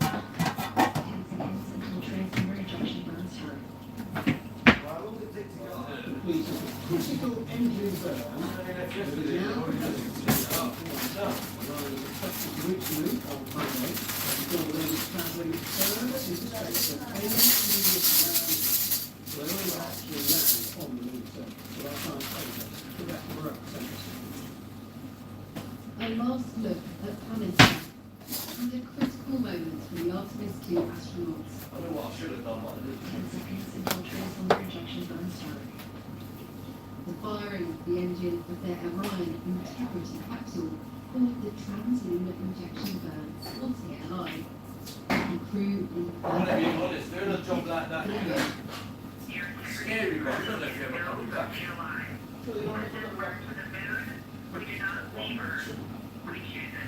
The crew spoke about their experience. One of the biggest surprises is how smooth riding those solids was. We all expected a really just dynamic ride, a lot of motion. We were prepared to potentially not being able to see telemetry, maybe even not being able to, touch switches, and it was very smooth. Your support and trust in us has enabled this, and so many people that have worked for so long to make this possible. But also, we're just getting started. We've worked really hard, and even though we were a little surprised to actually launch yesterday, we have a lot of mission left ahead of us. At a press briefing, NASA leaders said the movement was flawless. I'm so excited to be able to tell you for the first time since 1972 during Apollo 17, human beings have left Earth orbit. With Artemis 2's successful 5-minute and 50-second translunar injection during this evening, our 4 crew members are now on their trajectory toward the moon. RS 25 engines lit. 4, 3, 2, 1. Booster ignition. And liftoff. The astronauts' journey started on a 100-meter tall mega rocket, leaving launch pad 39B at the Kennedy Space Center in Florida. The crew spent their first day in space checking all of their active systems, and even joined the rocket. They did an exercise test of the flywheel. Successful. Reported that it was exactly like in a training. Fully tired. And they were starting to work out. It will take about 4 days to fly to the moon. They'll fly around its far side, beside the other sea from Earth. Then they'll head home, eventually splashing down. For now, they're already on what we can see. Hey, I like the brown, that's it. Ginger, get that good vibes. I say, I like it brown, the ginger, get that good vibes.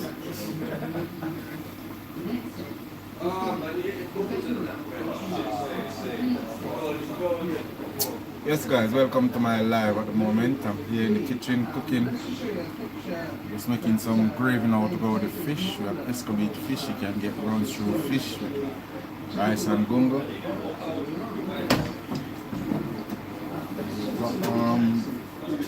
Garlic and butter prawns as well, and we got seafood mixed soup. Yeah. You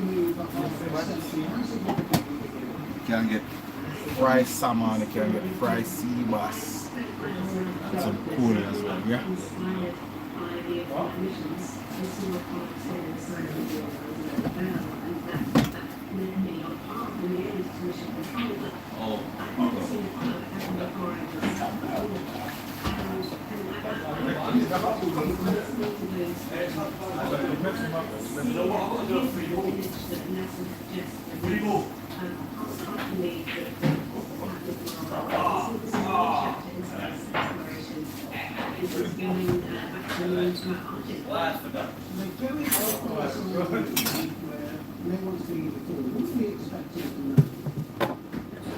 They will see parts of the moon that no one has ever seen before. Of course, all you can astronauts orbit of the moon, and Artemis 3 is not going to orbit the moon, they are just flying away and coming back. But because of the trajectories, because of the lightning, and because we are now focused on the south pole, somewhere that Apollo never went to, there are maybe parts of the moon that we think no one has seen.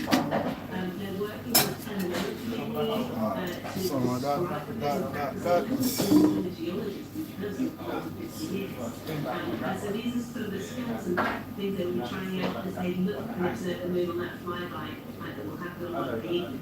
And all of this is really trying to pave the way for another maybe in a couple of years.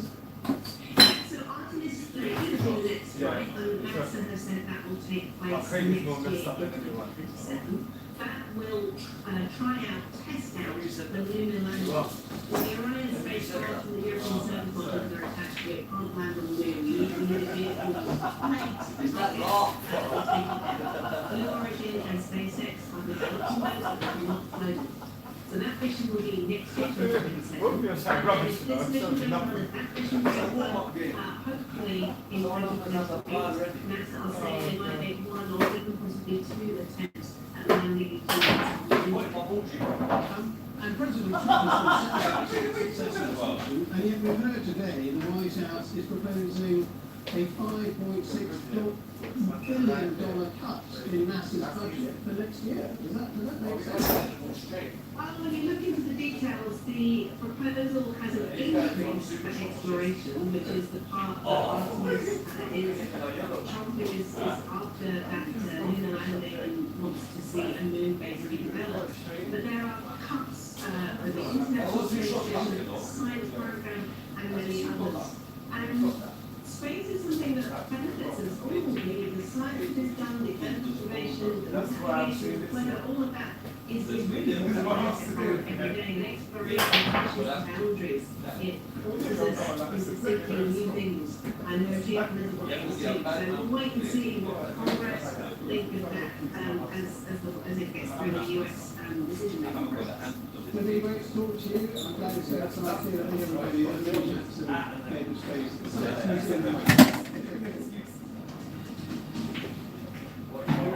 Oh, yeah.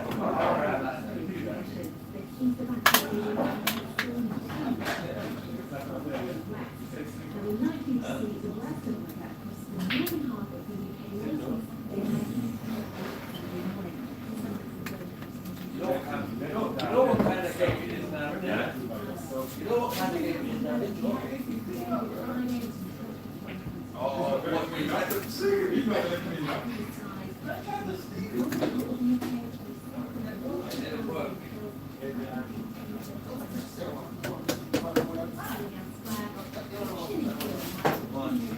Jim, that's it all.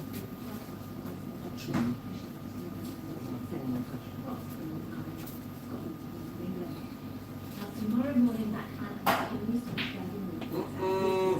He did not mean to do that. No, he never. That was a big shot. That was meant to be. What? Wait, because what they get that?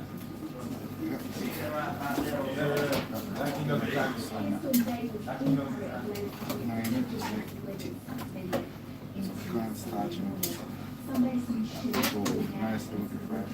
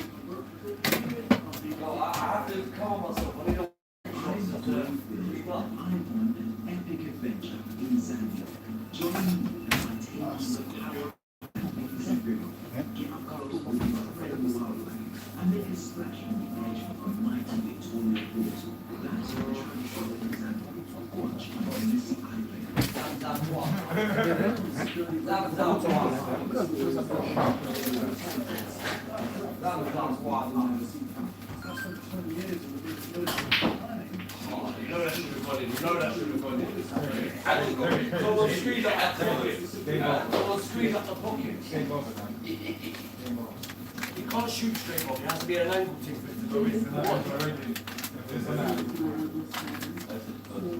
Jubes.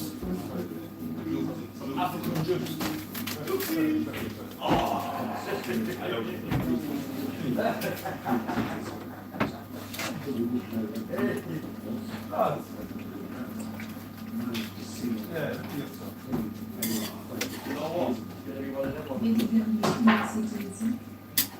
Can I get one shot on the black?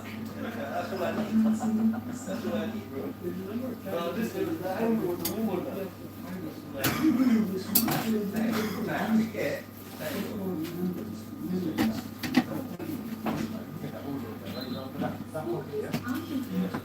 We need to go to Lucian over by chicken. Come season up tomorrow. Friday. Yeah, man, that Friday, man. buy the goat meat. Get the BBC News app. Breaking news live as it happens. Personalised your news your way. From local stories to global headlines. Stay up to date with the news that matters. BBC News. Download the app. Hello again, this is BBC News. Searches on the way for the How for this? news in the United States. How for this?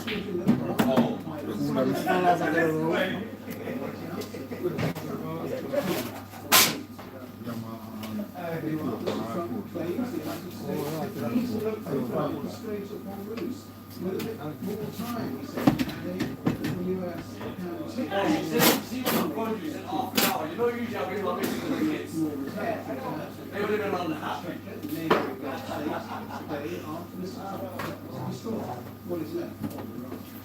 In other news, 6 people have been killed in Ukraine as Russia has hundreds of drones and missiles in what President Zelensky has called a peace escalation.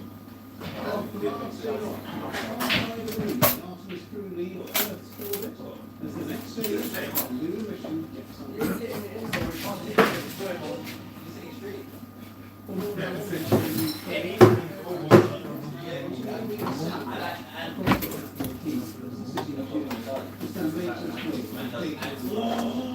Ukraine says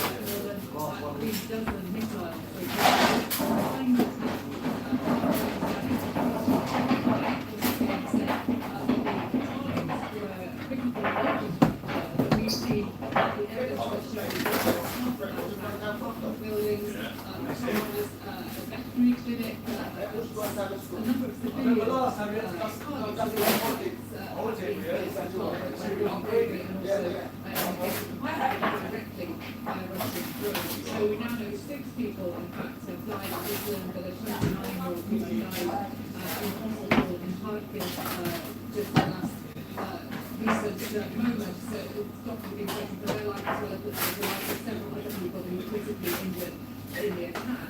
It is a slight change of tactics by Russia, but they do appear to be turning more to daytime attacks. It's not having attacks in daylight hours. Otherwise, these kinds of large-scale attacks in the daytime are still pretty rare. This is the second in just over a week. And I think that does worry people here because, of course, people say there are a lot more people acting about and the potential for civilian casualties is higher. Now, certainly as far as President Zelensky is concerned, he said, look, we have proposed to Russia that there should be a truce that needs to be Orthodox people next weekend, this weekend, of course, in Ukraine. Russia hasn't responded to efforts for that. And so Yeah, for the festival. Right, but being killed, being injured, at least for the Easter period, because of course in the bigger picture, the war here goes on, and the That's why it doesn't go into the very long war. Those wars because the US is now so heavily focused, of course, on the war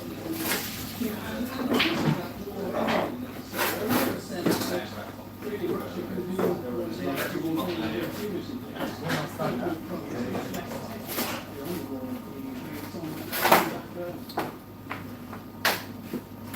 I think that's what people here in Ukraine feel definitely. They do feel that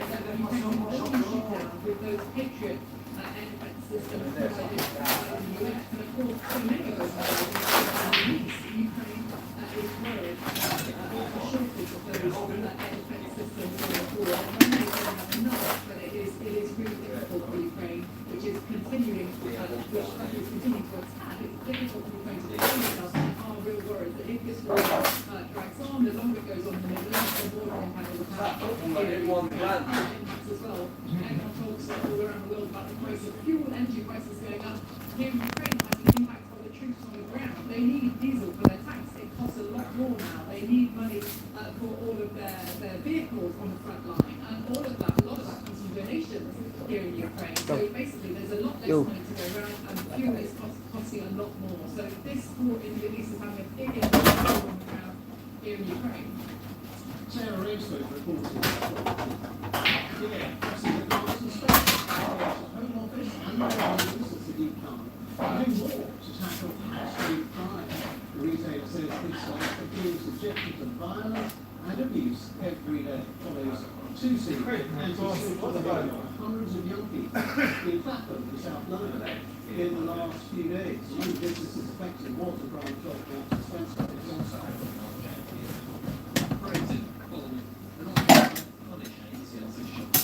Which reached record levels in England and Wales last year.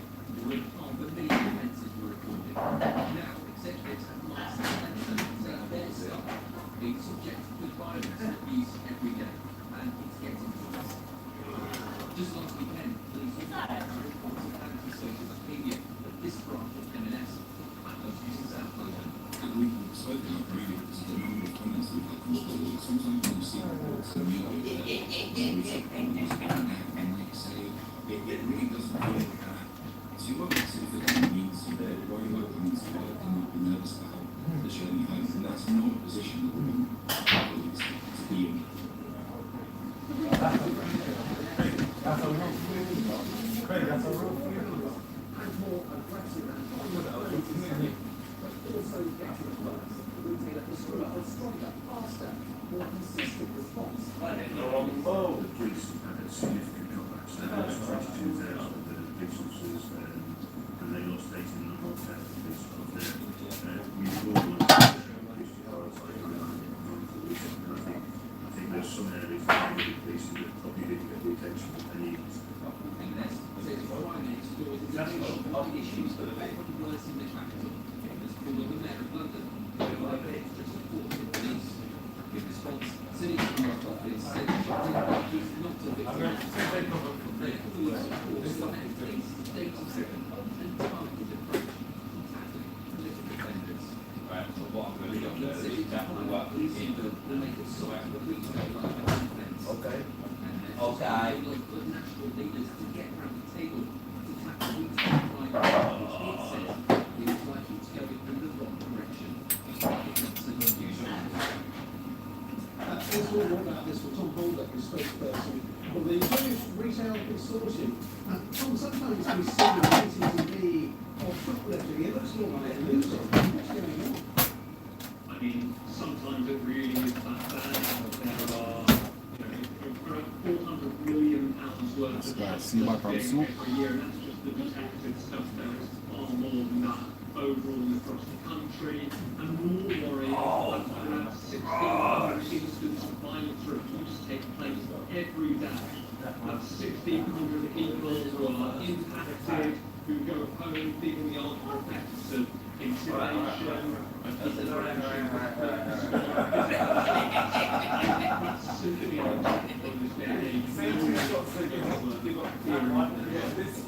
Why is this a growing problem, do you think? Is it because the police are not taking it seriously enough? I think they're becoming more brazen. I think there's two main reasons. One, people think they can get away with it. There is not enough repercussion happening. Only 13% of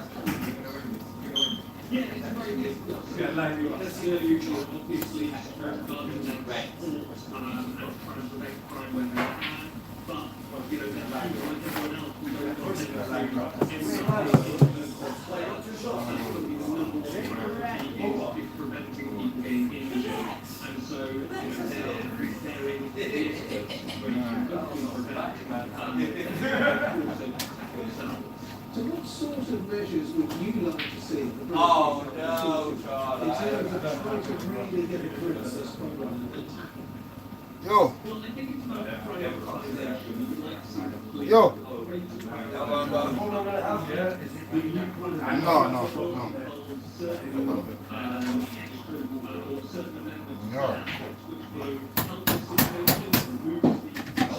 Yes, sir. What can I do here for, sir?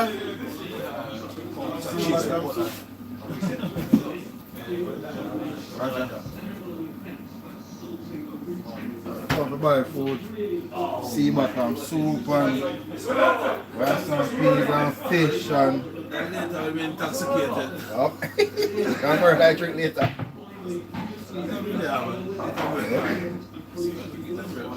Yeah. 2-3 months, 4 months. No, you will see difference. And you will feel better. You see difference, well? Yeah, when you sleep and wake up, you have energy. You're not sluggish.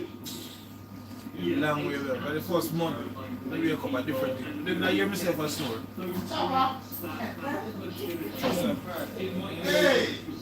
Trust me.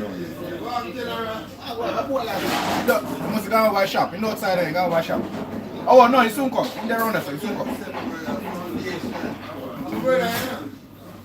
Oh, let's see what you know, say. 2 months, son. Yes, Sea bottom.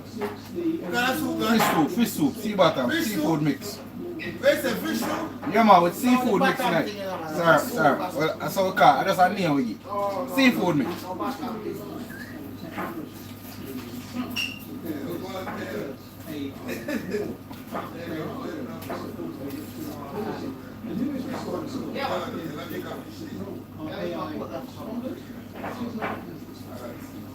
In 5 minutes, man. Run us back up.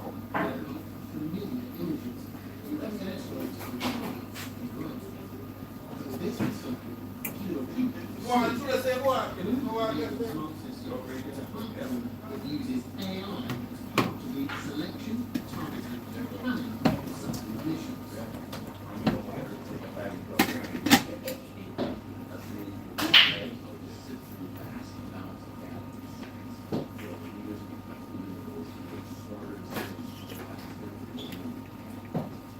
Controversial US tech company Palantir is responsible for loss of its work, and even now there are more technical US operations.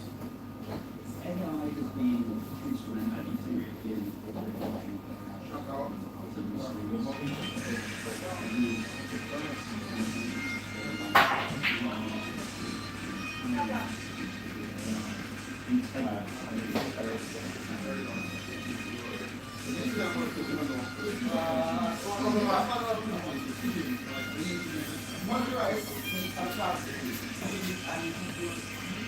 Like tree.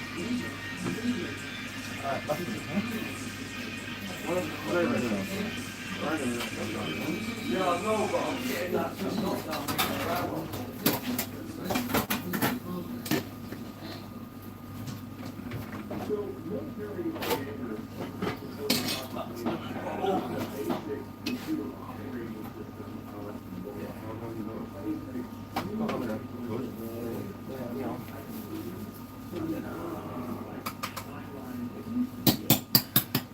Yo. That's what's in the bar in the kitchen. Honestly, just the opposite of that.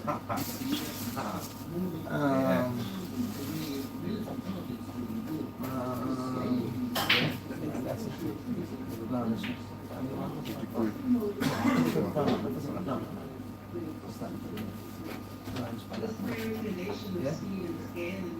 gonna put this one.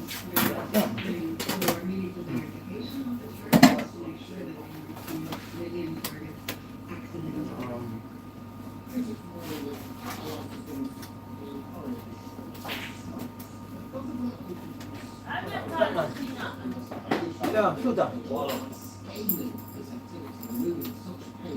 Next, ask for the fish, yeah? Wait, that one, that one? Yeah. I never want No, you're virgin, no, but that's but that's what. They have the sauce on You instead can't of just pass by the chicken. Instead of It's up to you now, the them dry man. one, I like it. I must have been seeing one of them, but no, you know what, people got it, I must have everything. What's happening there? We have some stuff that we met now for the fish. Yeah. We have after them like it. Alright. What's about it, so that means they like it. Yeah. I just like me with this. You know what, I'm saying? That's how we got with that shit.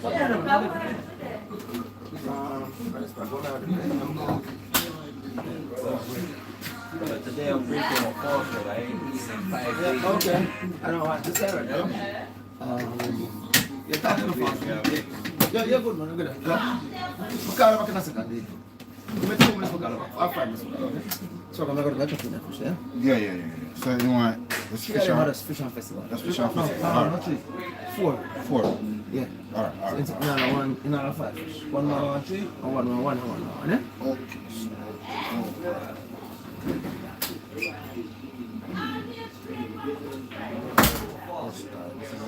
Good Friday, you know? Yeah, you're pretty really much. Yeah.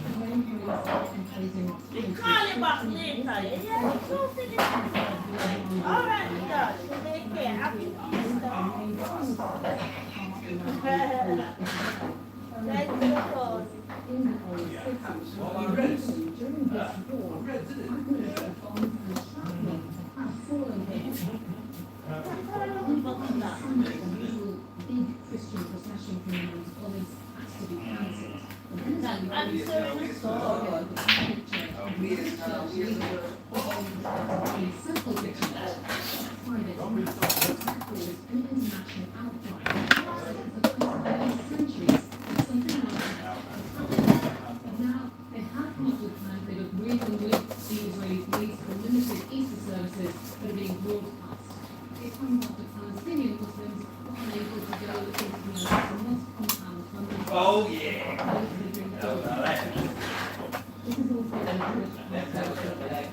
And we have people who are really frustrated about the restrictions on going to the Western Wall. That is the holiest place where Jews can pray.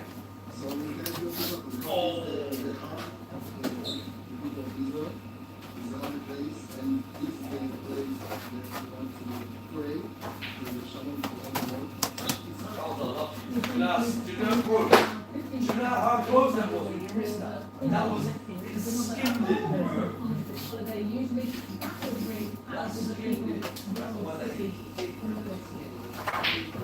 Yeah, no. The four astronauts on board the Artemis 2 mission have now left the Earth's orbit of their Orion spacecraft capsule prior to main engine for final push to the moon.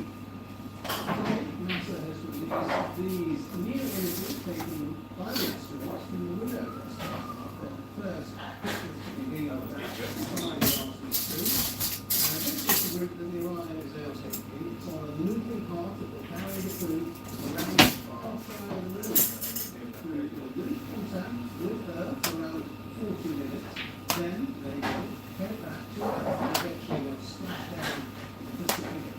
It's just taking us into how the four astronauts on board are faring and feeling so far.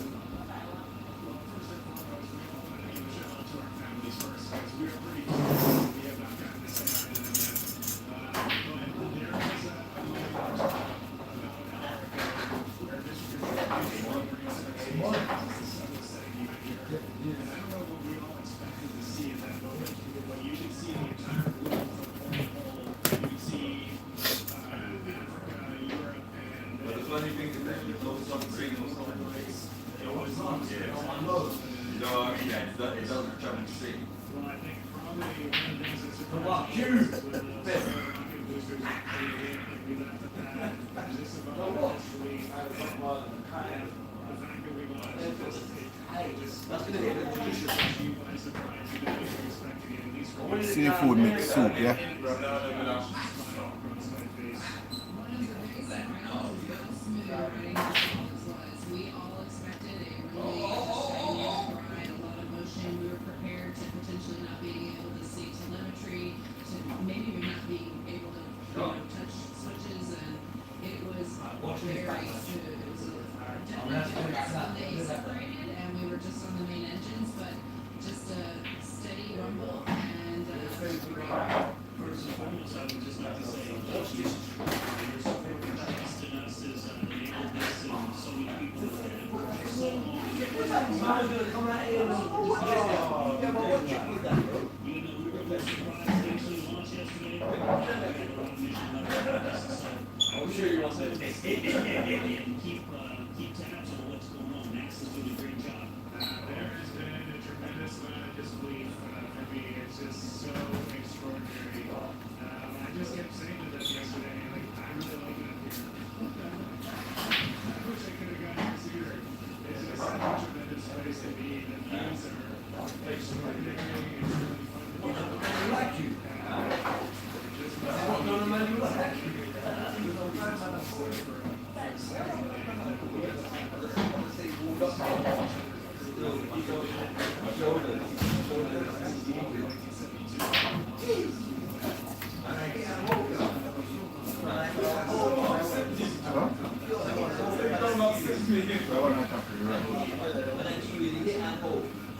we just experienced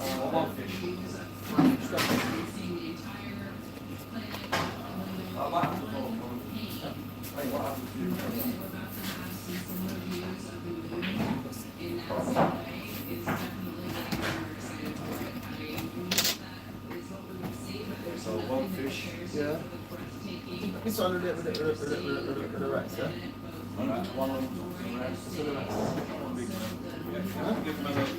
But you want us to open it and find out reasons? No, man, tell me this one the rice. Okay. I tell you this one the rice. This one the rice, yeah. Where am I from for that? Yeah, and them one here, and them 3, and them 4. 3 for 1. It's on the 3, 4, 1 for 3. 3 for 1 for me. I just want the 3 fish. Like, I just want to treat the fish them. Yeah, let me check. Where's my one? Say it. I don't want to Yeah. I want to say it. Yeah, 3 fish them now. So what's with this? Let's see it. It's 3 fish. 3 fish and this. Yeah, same. Take it off the table there, You know, Yo, take it off the table. you know, have no cabbage or no steamed cabbage or no salad or no veg. No, because I wasn't really eating prawn, you know. I mean, festival and dumpling and everything there. I just wanted some veg or steamed veg or salad or something. Something that like. Yeah, fine there. Sorry, big man. I waited long enough, you know. Yeah. Can't wait no more. Let's just recap the breaking news we've been reading the last couple of hours. Iran saying that it has shot down a US fighter jet over Iran, over the west of the country. And we've heard that President Trump is being briefed about the latest situation. This is Hold on, next time I call you though, please tell me the correct time, please. No man, I told you. Just said I done them time, you know. That my bad. 100% my bad. That's the man, what's up with man? If I want, I'm trying to share them out. I want to get it. But like, obviously I want something with it, innit? But yeah, I know. Why you never know you eat festival?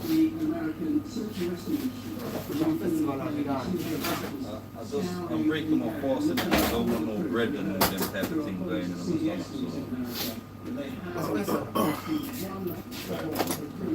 That's why when I said to him, don't worry about it. I wanted my food, I wanted the team to the rice, and I had to speak to him about what he wants. Same. How much do you want? So how much for that? First.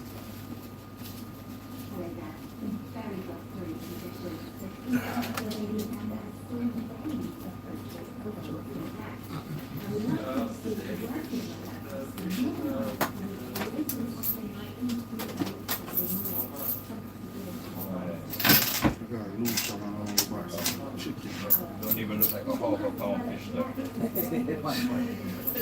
Nah, real talk this man. You know, so when I got it, when I got the market right now, yeah? But I don't got so much of what I feel.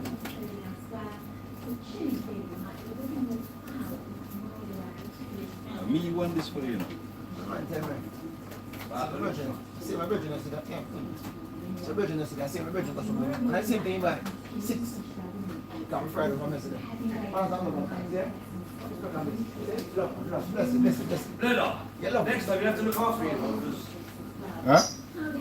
Next time you have to look after him. I've been waiting 2 hours. I called him and he told me. Well, you heard what I said, didn't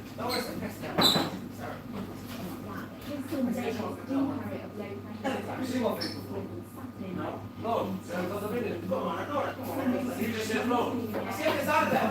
I'm not joking. Go on.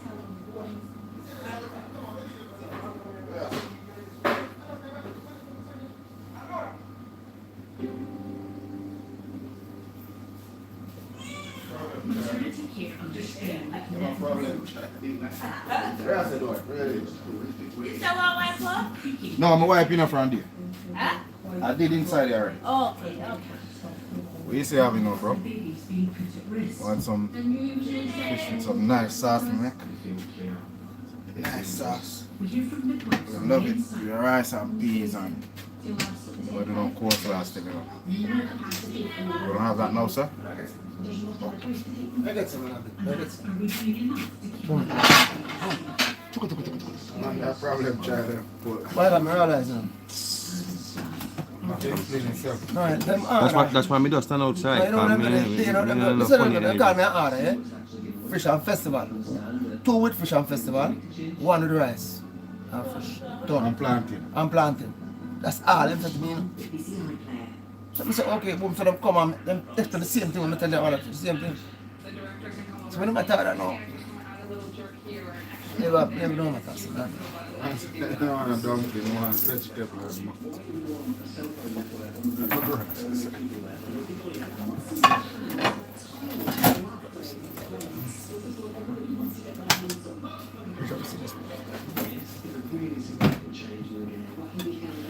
Look out there now, my friend. The box.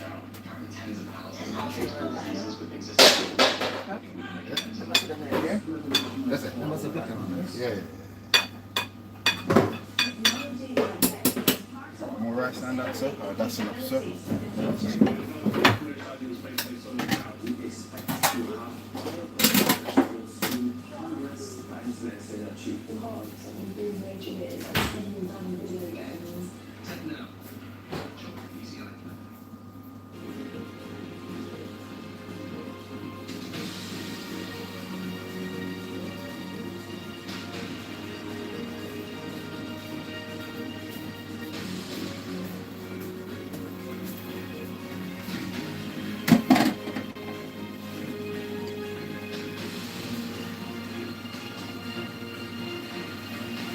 You never bring a drink up. No, you should put the. You should. Alright, no problem. No man, you love it over here, man. Yeah? You never bring a drink up, innit? No. You go to the shop. Me have one punch in it. What kind of punch? The peanut pumpkin. No, me have them there already. Hello, babe. On critical infrastructure in Arab Gulf states today after President Trump threatened to destroy what's left in Iran. The UN warns a record number of people could face hunger if the Iran war continues. In the woods of Earth taken by the Arctic officially now on their way. Now I have my chicken. My Thursday eat out my chicken. Then my Thursday eat out my chicken, yeah? Best. So we're beginning with the latest developments in the US-Israeli war with Iran. It's reported that US special forces have rescued one of the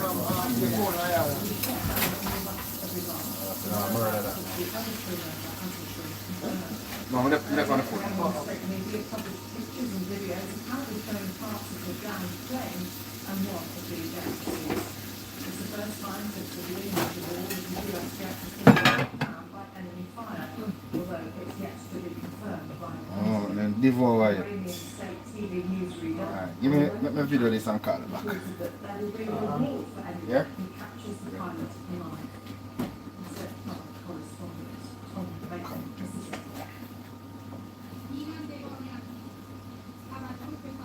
Iranian state TV showing pictures of what it says is the wreckage Yes, of guys, look at that. fighter plane. The Iranian plane was shot down by an air defense system as it flew over the rugged province in southwestern Iran.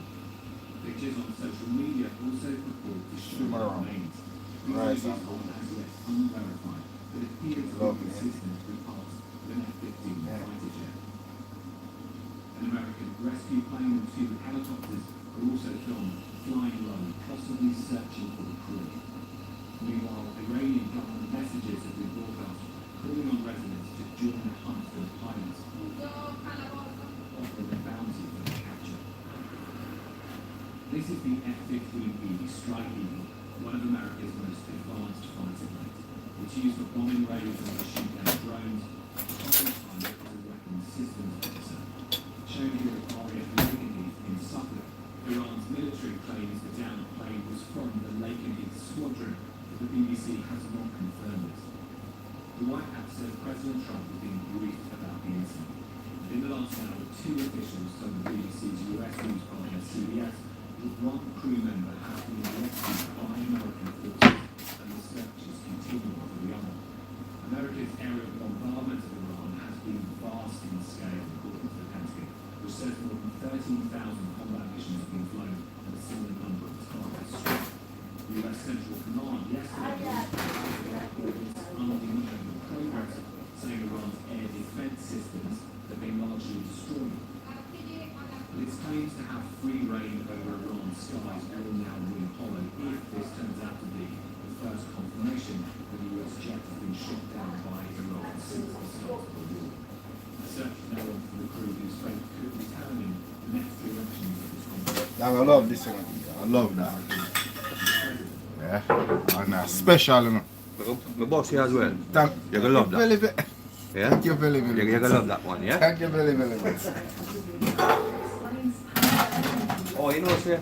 Eh?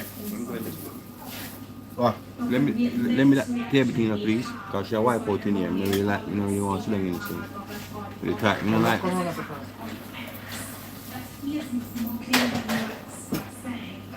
Talking about regime change, but now you're saying, well, where's our pilots? Meanwhile, we haven't spotted the body of 6, 7 March when he last appeared on state TV, and ever since I haven't seen him anywhere in public, in photos or the videos from the ceremony.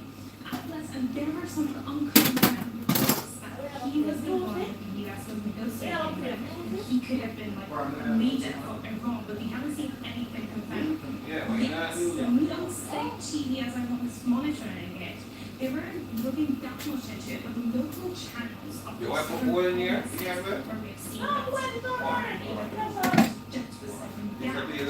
the move there was that they have set bounties and they're saying that rewards will be provided to anyone who can find the pilots. Still very difficult to hear from people outside Iran because of the internet outage, but some managed to connect via Starlink or other methods.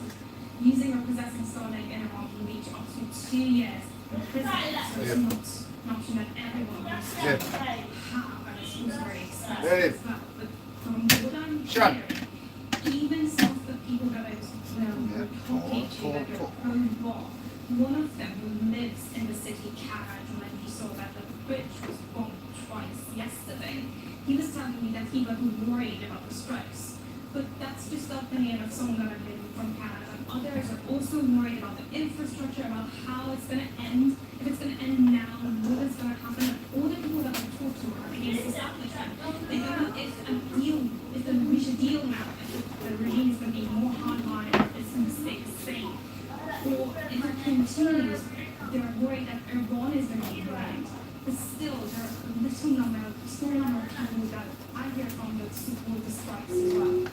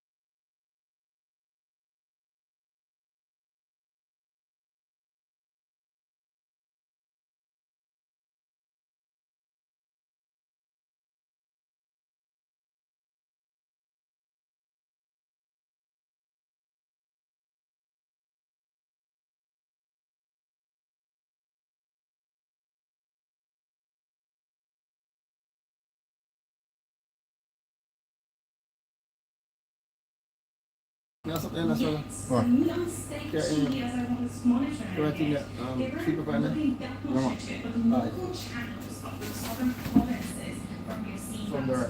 apparently don't Oh, yeah, yeah, go. the move there One step on the road. Yo, Plum. Yeah, man, you're not supposed to be. Stop there. You know, did it. Thanks, I need backup. You need a box of backup. Alright, then, go. Using or possessing stolen in a lawful use up to 2 years in prison. So it's not an option that everyone wants to have, and it's also very expensive as well. But from what I'm hearing, even some of the people that are talking to that they're pro-law, one of them lives in the city Chad, and he saw that the bridge was bombed twice yesterday. He was having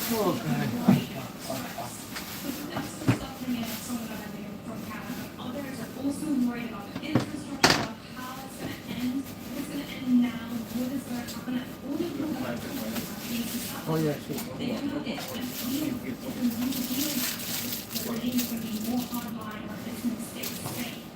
Or if it continues, they're worried that Iran is going to be doing it. But still, there are little number of small people that I hear from that support this stuff as well.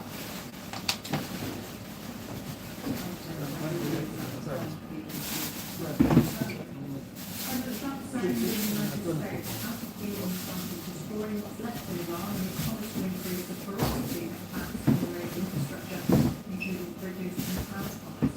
Nearly 5 weeks into the war, he's set to make a budget request for defence spending of $1.5 trillion for next fiscal year. That would be by far the largest year-on-year increase in American defence spending in the post-World War II. The current conflict in Iran is to be costing several hundred million dollars.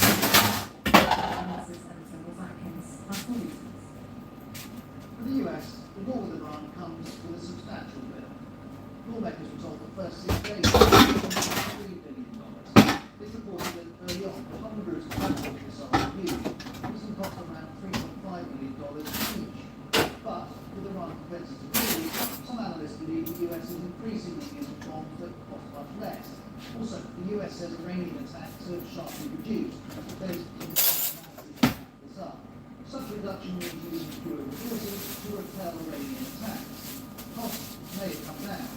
The US is providing precise numbers, but estimates can be made. The Center for Strategic and International Studies is a widely respected defense think tank in Washington. Using no military activity, no weapons prices, and other data, they estimate the by day 12, the war was costing $385 million a day. Whatever the exact figure, the level of spending is drawing attention. But is it unusual? Because America invests heavily in it, not far off $1 trillion a year, and the Trump administration's overall military budget is largely in line with previous administrations. But it's helpful to consider other wars involving the US. In March 2003, the US led an invasion of Iraq. In today's terms, the war and its build-up had cost an estimated $57 billion by September 2003. Or in 2001, the US invaded Afghanistan. By 2012, thousands of troops were deployed. With all the costs that come with that, it was the most expensive year of the war. Today's terms costing $131 billion. Compare that with the Iran war. After 1 month, it may well have cost over $20 billion. One official on President George W. Bush told the BBC that the initial stages of this war involved a rate of spending that significantly exceeded Iraq and Afghanistan. It's a different kind of war. There are no boots on the ground, but there are fleets stationed all off the coast. Very expensive to get them there, keep them there. There are very expensive weapons and missiles being used and destroyed every day. They have to be replaced. It's very expensive. And more funds are already being requested. The Pentagon is seeking up to $200 billion. Defense Secretary Pete Hegseth says it takes money to kill bad guys. But as the bill for this war goes up, President Trump may need to persuade lawmakers and all Americans that this is money well spent. So the Italian Prime Minister Giorgia Meloni has travelled to Jeddah in Saudi Arabia on an unannounced visit that will also take her to Qatar and the United Arab Emirates. Her office says that the aim of the trip, announced only as Meloni landed in the Saudi capital, is to strengthen relations with the Gulf countries and affirmatively support in the face of Iranian attacks and safeguard its energy interests. It marks the first visit to the region by a European Union leader since the start of the conflict. The 4 astronauts on the Artemis 2 mission are now on their final push towards the moon. Their Orion spacecraft will take them around the far side of the moon and back again. Earlier today, the crew activated an engine burn lasting precisely 5 minutes and 55 seconds. It's known as the translunar injection and it propelled Orion towards the moon. It increased its speed from 17,500 miles an hour to 24,500 miles an hour. The aircraft will move through lunar space over the weekend before reaching the far side of the moon on Monday, and also, in fact, some 4,700 miles past it. But this is the first time since 1972 that humans have travelled outside the Earth's orbit. The astronauts are due to return to Earth next Friday. Science editor Rebecca Morale reports from NASA's Kennedy Space Center. Getting used to life in space. It's pretty cramped inside the Orion capsule, but these 4 astronauts are thrilled to be there. For one of them, Canadian Jeremy Hansen, it's his first time away from the Earth. For me, it's just so extraordinary. I just kept saying to them yesterday, like, I really like it up here. I wish I could have got here sooner. There's nothing that prepares you for the breathtaking aspect of seeing your home planet both lit up bright as day and also the moon glow on it at night with the beautiful beam of the sunset, and knowing that we're going to get similar views of the moon. I'm really excited for that. Mars 25 engines. 4, 3, 2, 1. Booster ignition. And liftoff. The astronauts' journey started on a 100-meter tall mega rocket, leaving Launch Pad 39B at the Kennedy Space Center in Florida. The crew spent their first 24 hours orbiting around the Earth, then a critical maneuver. 10 seconds until translunar ejection burn start. The firing of the engine of their Orion integrity capsule, called the translunar injection burn, or TLI. The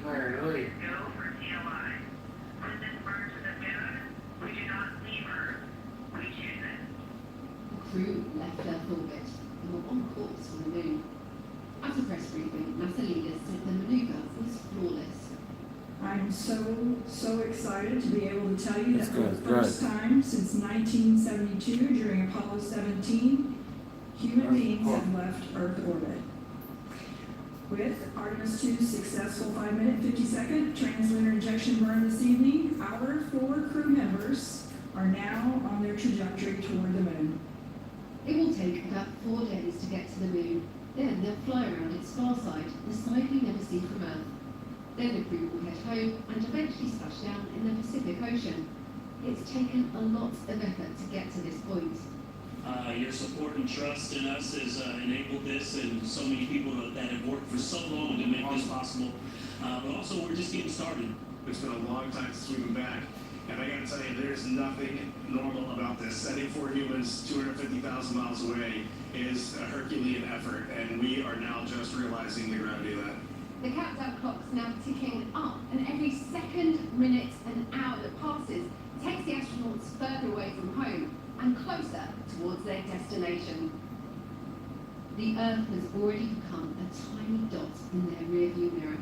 The next stop is the moon. Rebecca Morale, BT News, the Kennedy Space Center in Florida. Well, shortly after that translunar injection burn we were just talking about, there was a picture captured by Commander Reed Wiseman of this photo showing the Earth from about 40,000 miles away. And that's obviously the first time that humans have photographed the Earth from this distance in over 50 years. And the crew said that they were absolutely glued to the window. No, I'm fish ready. Yeah. You get fish good. Fish, rice, festival. Rice. Dinners. What rice you mean today? Dinners. Oh, yeah. Fish gravy making out.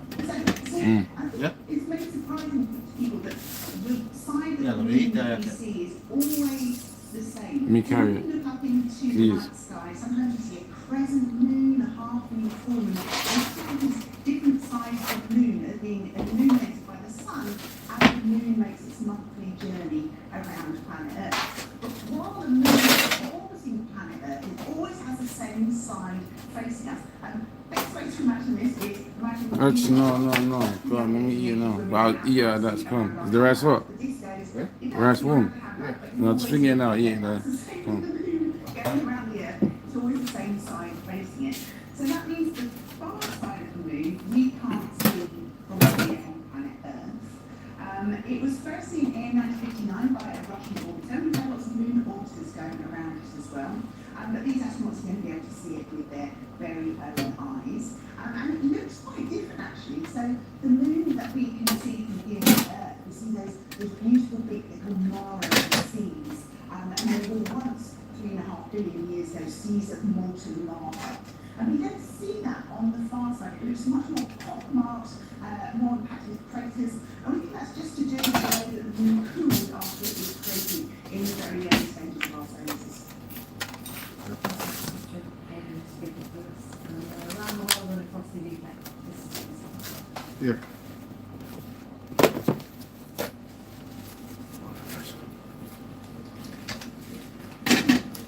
Hold on, let me check my phone.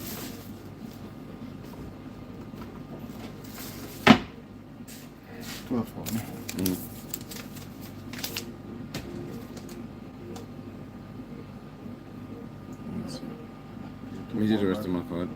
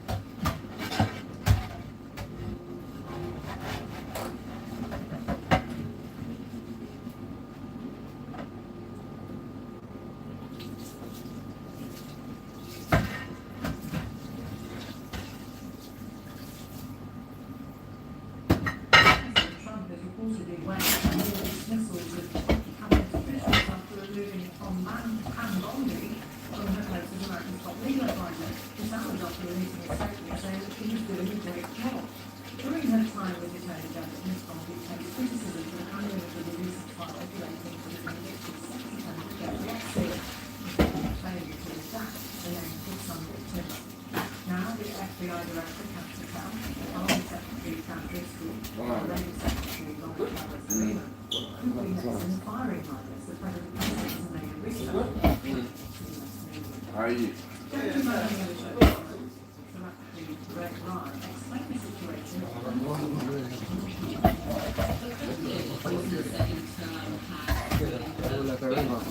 In terms of reshuffling this cabinet, but we've seen some of his apprehensions to do that now go away. He's done it twice now. We saw Christy Nome, who was the head of the Department of Homeland Security, be replaced with Mark Wayne Mullen, and now we're seeing Pam Bondi be replaced, at least in the short term, by the deputy who served as the president's lawyer previously.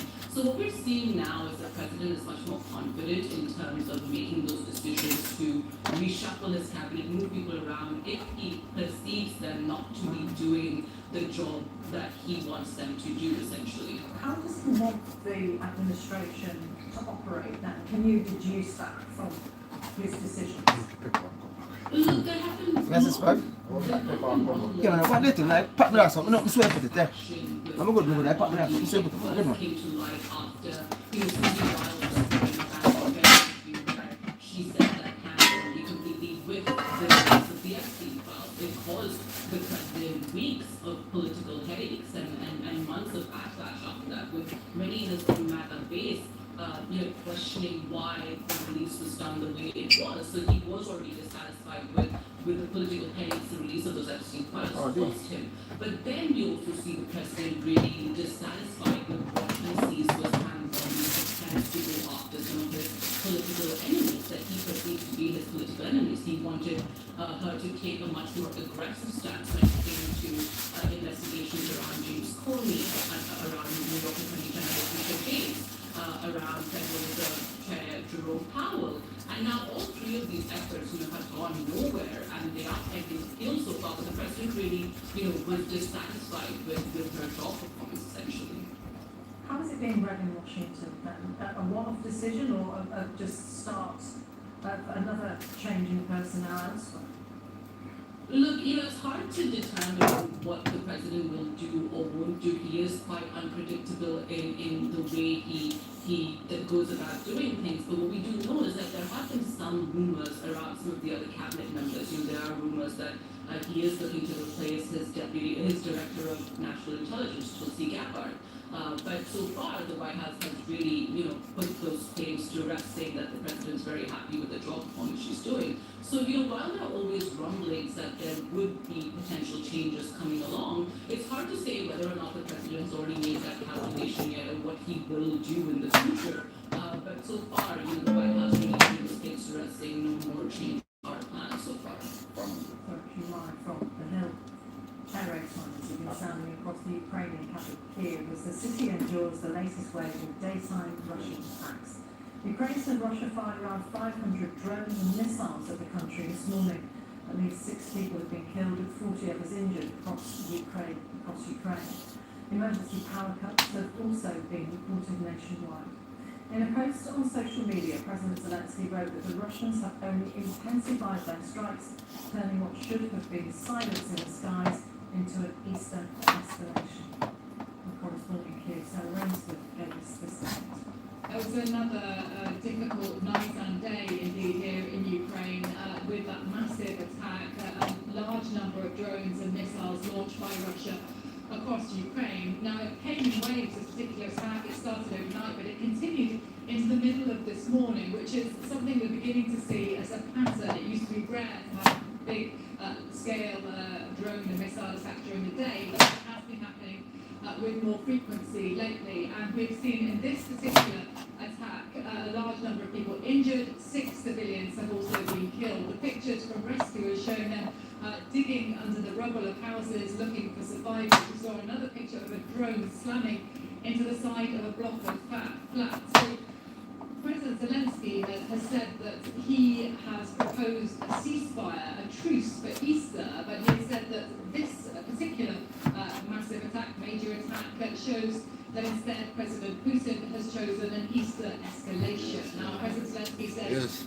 the offer of a truce is still on the table. He still wants that to happen, but the problem with Ukraine right now is that the efforts to move towards peace talks, to ending this war in Ukraine, has stalled. So the US administration, of course, Donald Trump now is very much focused on the war in the Middle East. But here in Ukraine, the war continues, and in fact, on the ground, it feels like Vladimir Putin is profiting from the shift in focus towards the Middle East to continue prosecuting this war here with increasing intensity in Ukraine. So lots of people worried that as the war in the Middle East drags on, there's no obvious end to it, that will also have an impact here, not least because so many American missiles that are used here in Ukraine to shoot those Russian missiles out of the sky, those are now being used in the Middle East, and there are worries here that there will be shortages going forward, and Ukraine will struggle even more to defend itself. Senator Rainsford reporting from Kiev. Let's just show you these pictures, live pictures from the Orion spacecraft, which you can see there on the left. And Commander Reid, Wiseman and the crew have been busy sending back pictures of Earth, the first we've seen from this Artemis 2 mission.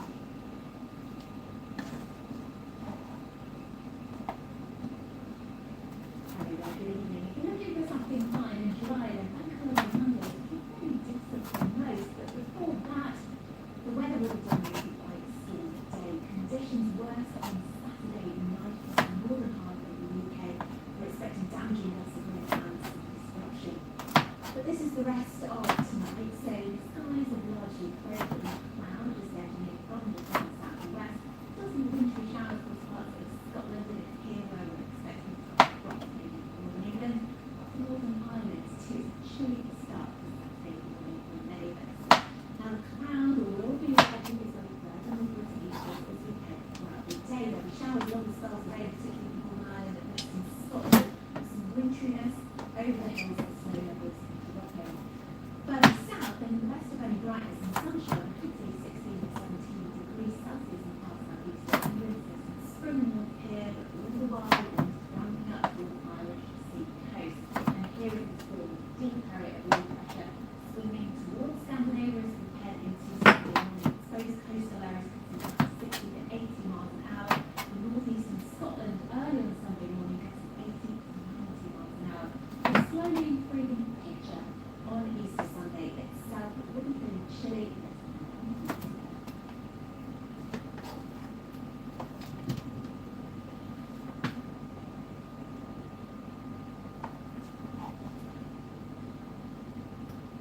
Chef. has scaled the heights of the Chef.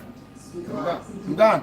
Paris and the book of Brides with Senator Mende, author of 14 novels translated into 50 languages. Now he's written his last one. From the UK, Something they play down. Julian Barnes on the page of Coventry. we get some time.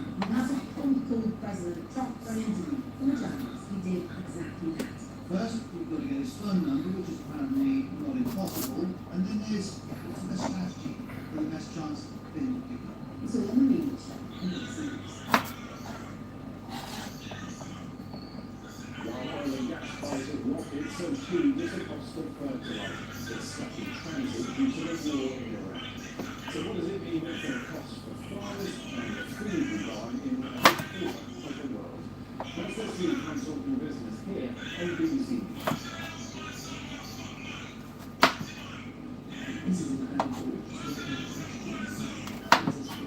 Did you see that? That means no, that means with every resource, these thoughts and speech are good. I think that audiences feel driven and ignored.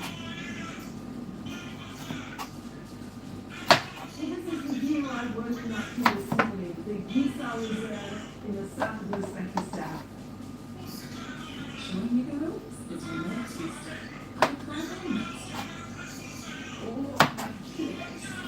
Why did I sit here and think that I'm doing a critical statement? I can try. I don't even come that far yet, and it's quite physical work, I've got to say. And the most scary thing is when you first put your weight fully in the harness. Inspiring travel. Watch now on BBC iPlayer.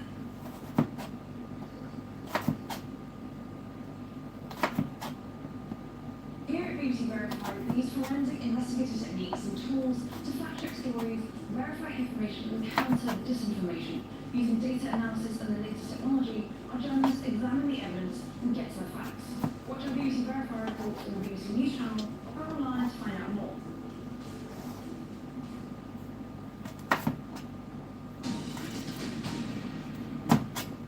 This is BBC News, the headlines. US officials say one of two fighter jet crews shot down over Iran has been rescued by American forces. Iran launches further retaliatory attacks on critical infrastructure in Arab Gulf states a day after President Trump threatened to destroy what's left in Iran. The UN warns a growing number of people could face hunger if the Iran war continues. New rules could force the quintessential British preserve marmalade into a citrus rewind. The United Nations World Food Programme is warning that the number of people worldwide facing acute levels of hunger could reach record levels in 2026 if the Iran war continues. Disruptions of global supply chains as a result of the conflict and the effective closure of the Strait of Hormuz have delayed the delivery of desperately needed food for aid operations worldwide. The WFP is warning that 363 million people across the world could become food insecure or worse if the conflict continues beyond the middle of the year and if oil prices remain above $100 a barrel. That would be around 45 million more people than are currently facing food insecurity. A third of the global trade in raw materials for fertiliser passes through the strategic Strait of Hormuz shipping lane. It's also the route for 20% of shipments of natural gas, which is required to make the fertiliser. The head of the International Rescue Committee, David Miliband, this week said the waterways near total shipping blockade is a food security time bomb, adding that the window to avert a massive global hunger crisis is rapidly closing.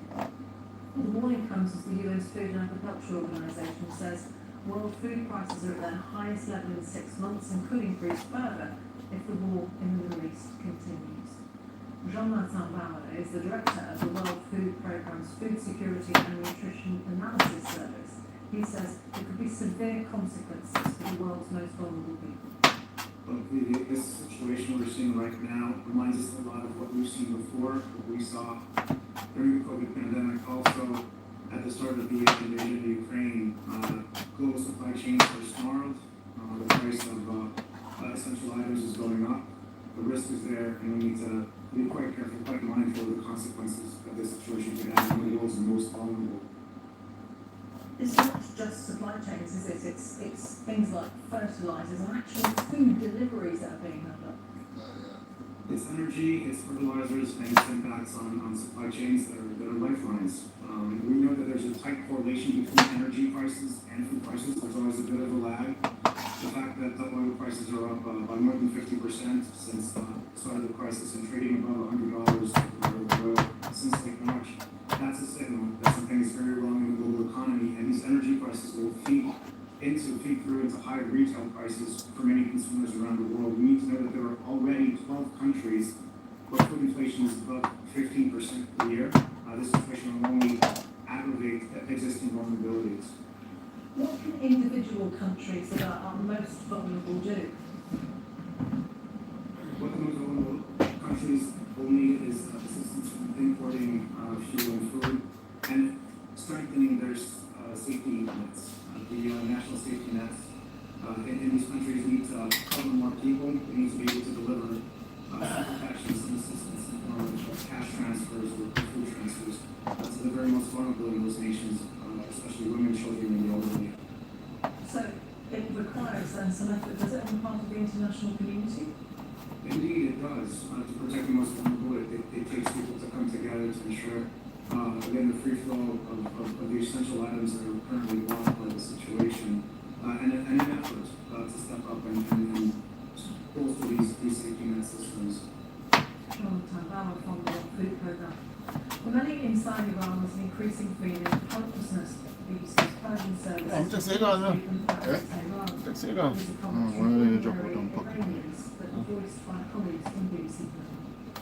feel hopeless. Trump posed shamelessly about attacking our bridge. I don't know how much further this is going to go. He's really Some never really normal check, but they're not, you know, not cheap. And paper expensive, you know, so the man sell them something. Yeah, but if you buy a box, it's not cheap. Or 70 or 84. Or like probably about 28. Remember I said them man sell them beer them to them man. Huh? Yeah man, because remember I'm playing them company like per kilo and charge them. I'm fine what to next time. I want 2 boxes or something last night. Yeah, raise. Now I want to pay 24 for a box of ginger. Yeah, that's it, isn't it? 28 pounds more for one. Right. The new government will see the dominance of the armed forces. Step of Christ.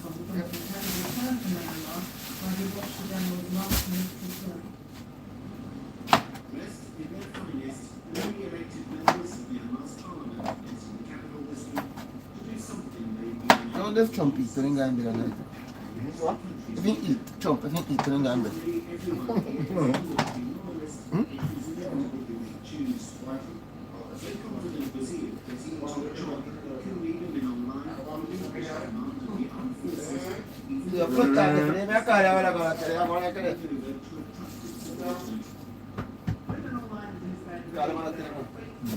Yeah, you come no gonna kill it.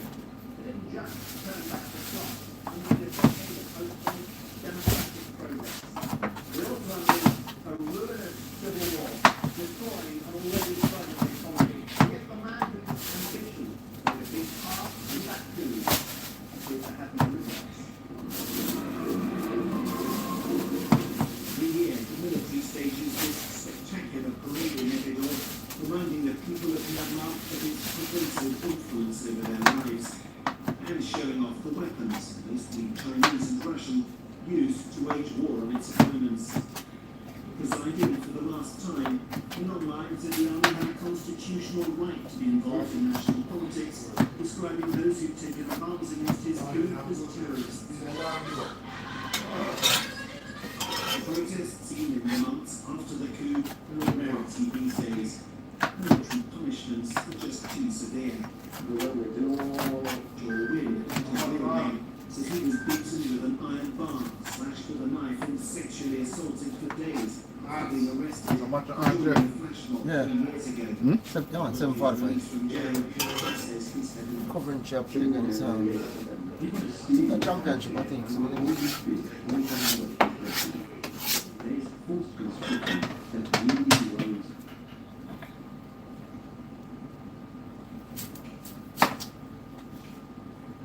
I start 7-5. 7-8 o'clock. Matter. Championship, not Champion League, no. Championship.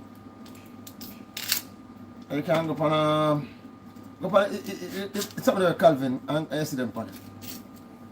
On the Apple Calvin.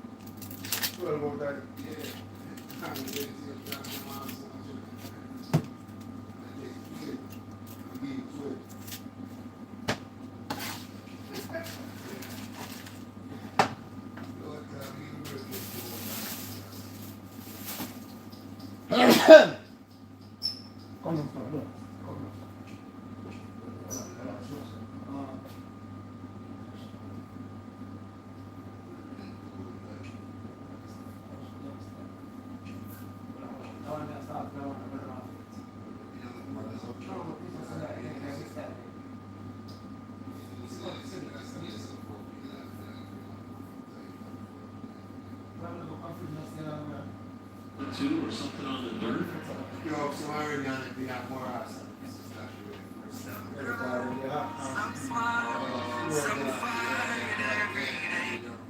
Yo, madam.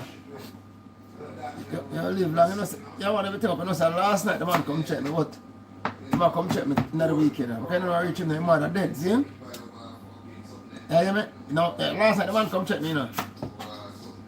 Yeah, but actually mother drop out, so he just come check me, say another week he might carry some money come give me. So I say, yo, I know your mother drop out and condolence, your mother, but I need to pay the people their money. You see me, I say?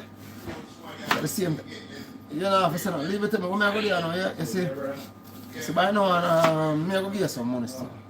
A man for give me some money. So by now, and me I go say tomorrow.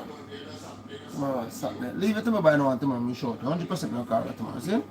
If I tomorrow, me get it on Sunday. Leave it to me, man. Because I said me called from last night, see? But through me that I shop and late last night.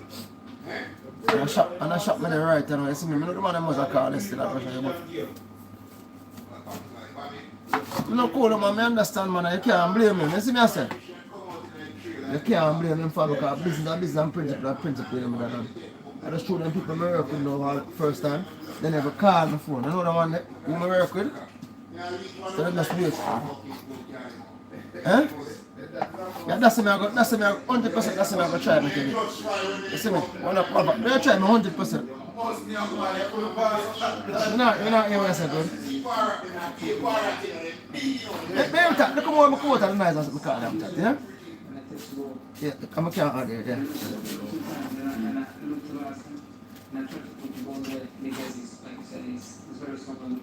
He's very strong on the This is not a question. I think because you said it, you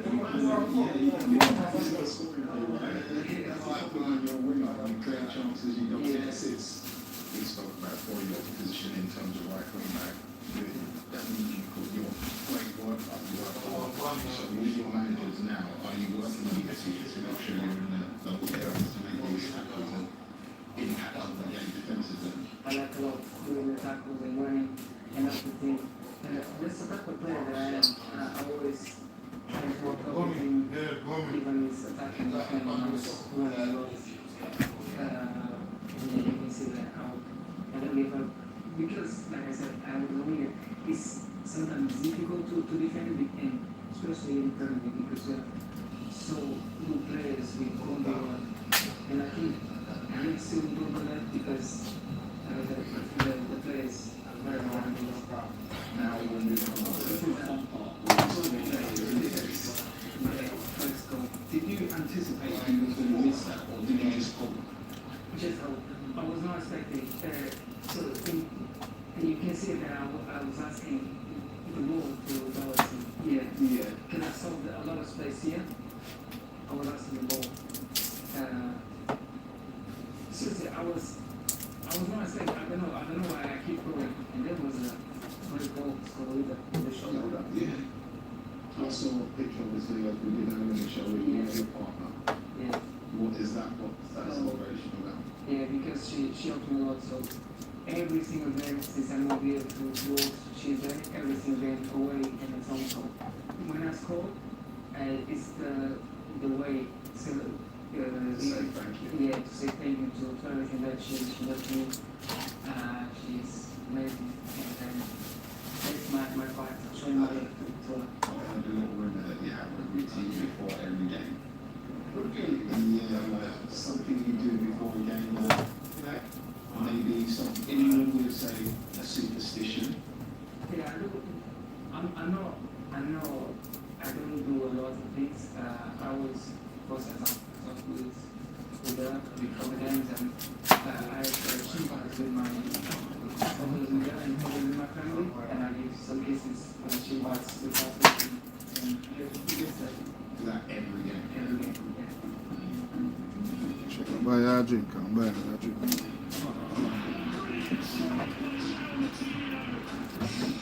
Chef? I'm out on there, chef. You buy one flask, we're going to drink, and a brand new we're going to drink. You chef? Chef? And I tell the king.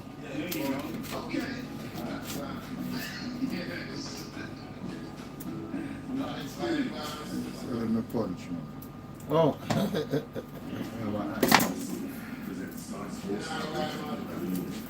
Eh? Prima come on, let's have a go. What we're going to buy one and two. Spragga?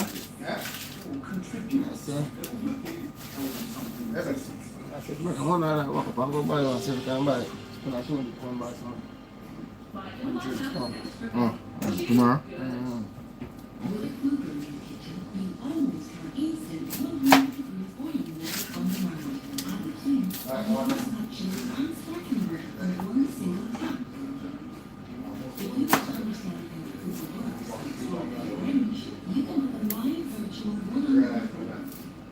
This is a unique experience where you control the meat and what you would like to see. 100 degrees boiling, hot, cold, filter chilled, and sparkling water. The tap that does it all, Hoover. Go to Hoover.ie and book your virtual oven now.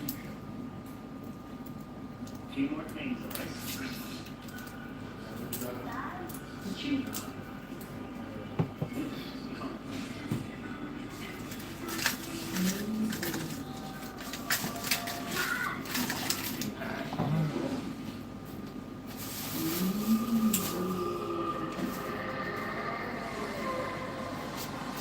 Irresistibly squeezy and always made fresh things.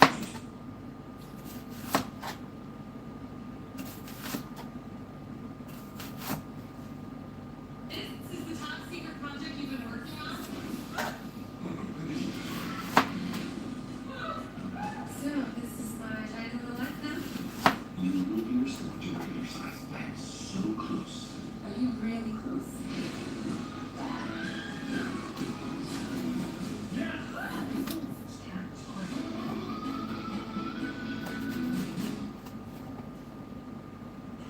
JC presents Sky Sports coverage of the Premier League.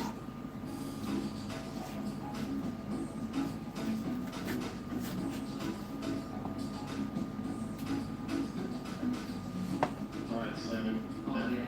Yes, do you remember this one? This is This is.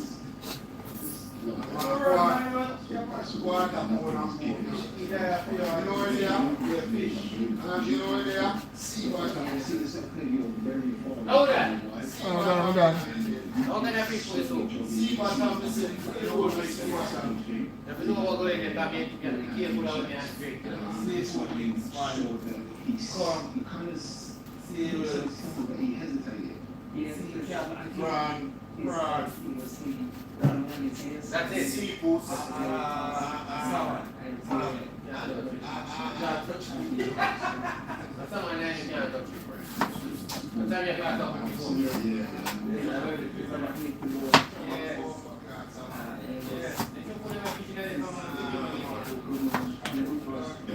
And that's that we share so rich man or something, brother. Yeah, who the fuck you think them in the eat, man? What you say? I'm make some garnish. Me and the fucking someone and a friend and the Someone a friend for sure.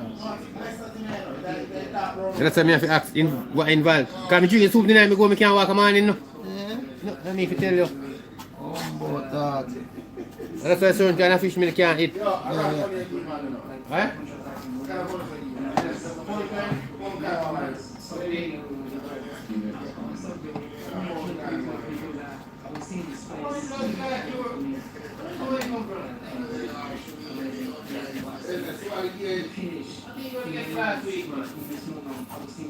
Yo, send one phone card, sir.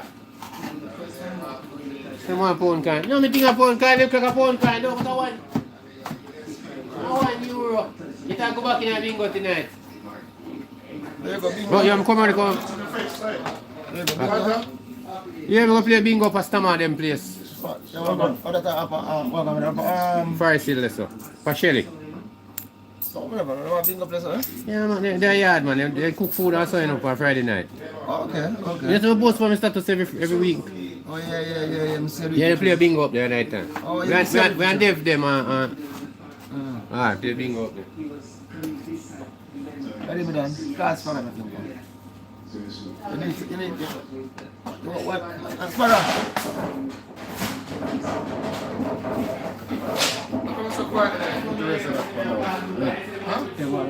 What's up right now? Take us sometime, you know, Friday. Everyone goes away, innit? One gone somewhere.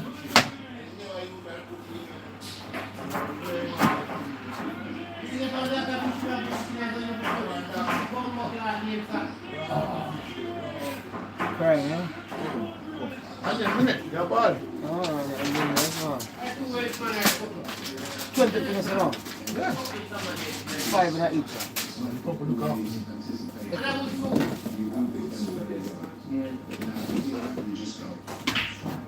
See the garnish and in case somebody wants to mix some come. You ain't got no meat today as well, have you? None. That's prawns. Not some prawns as well. Nice prawns.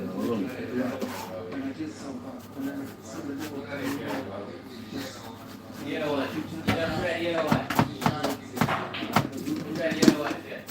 You know what? I ain't gonna lie. Sorry, mum. Your fish is kind of better than my mum's. I said, sorry, mum. But your fish is better than my mum's. Don't ever tell her to it. Don't ever tell her. Don't ever tell Bull, man. Well, like my mum, they come back Tuesday, innit? Oh, Tuesday.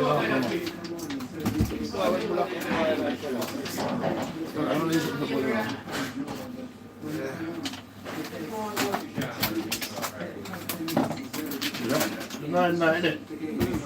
Yeah, that's show me. Pick them. Busy there, look. Come on, that's show me. Yeah. Jamaica, 9, My sister said like the funeral is sad though because his dad, innit? His dad was just sad for his dad, innit? Yeah. Losing a child, innit? Yeah. I've never experienced that, so. Yeah. And I don't want them. No. Like, the only thing I've lost is my grandparents. And that was Bungie as well. My dad died. But the Bungie, innit, the grandparents, and the actual like son, daughter. No.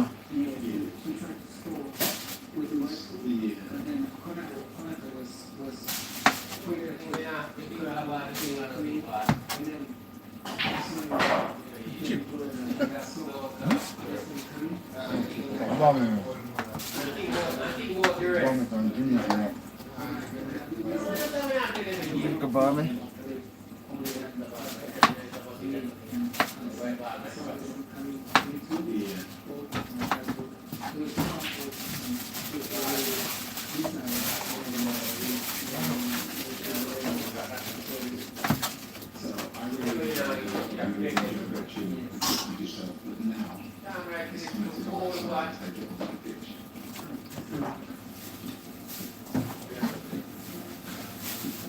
How you coming?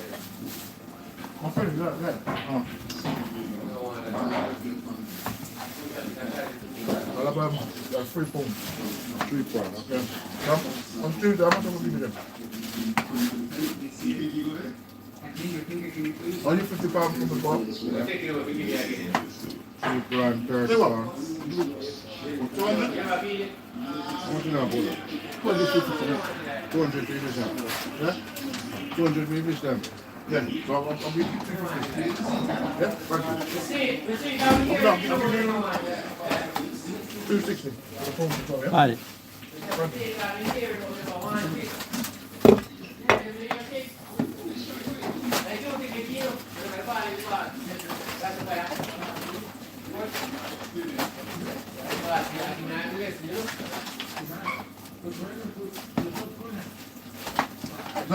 What day are you not open? Monday?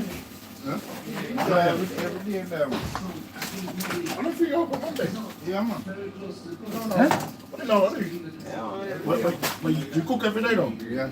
Yeah, me not there every day, but... Right, so like Sunday now. What would you cook Sunday? Sometimes I cook some curry chicken. I just ringing you. I just ringing somewhere. You got the net. Yeah. No, I know. For some reason, I always used to think so. Yeah, just like Thursday, Friday, Saturday. Jeez. Yeah, I never. No, I know.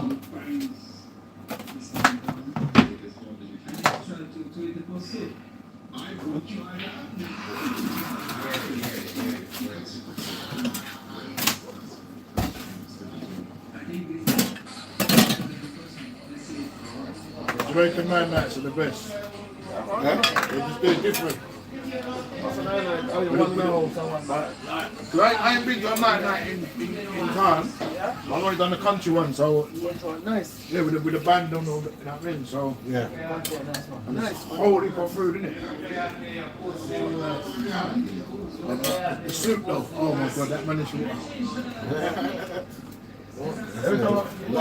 The first thing my uncle went to, he said, oh this. In the cut eyes. Man. It was good fun.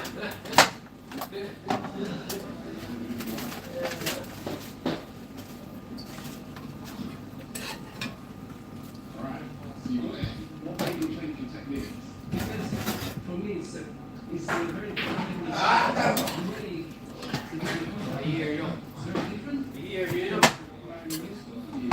I'm used to do like this one.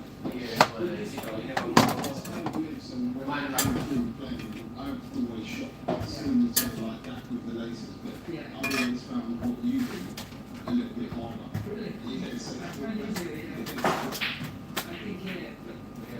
me, it's because when I shoot like this, I need to go more higher. Yeah. And for me, when I shoot like this, it's a little bit like, it's easy. The shoulder is small. I don't I'm you, man. Yeah.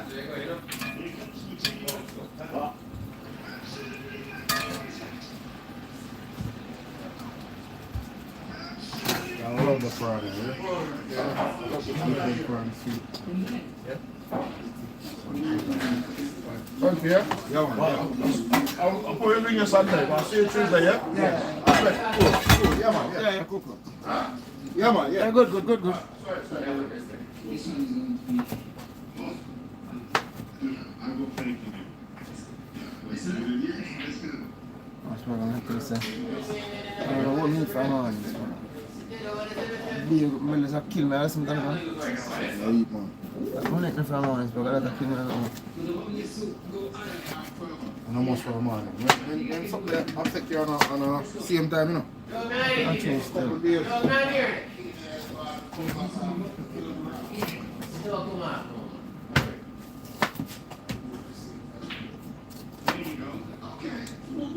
Yo, my boy ain't seen in my box.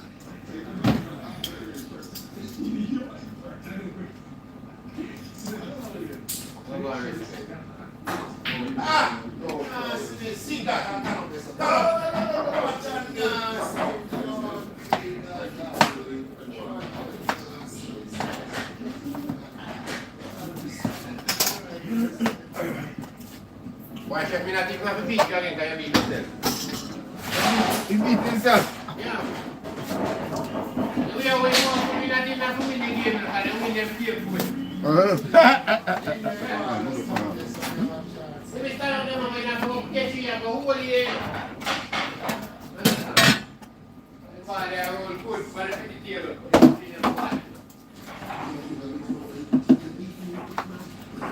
The man that gets out of the house. Two! Because the man that has bad two. Bad two. Man that has bad two. You know why they go to the bad two? My bad is no by the way when I do that start. Just have my hands free, go off sketchy somethings. I just step in and they're off. No, but they don't touch you. Okay, you know, drop.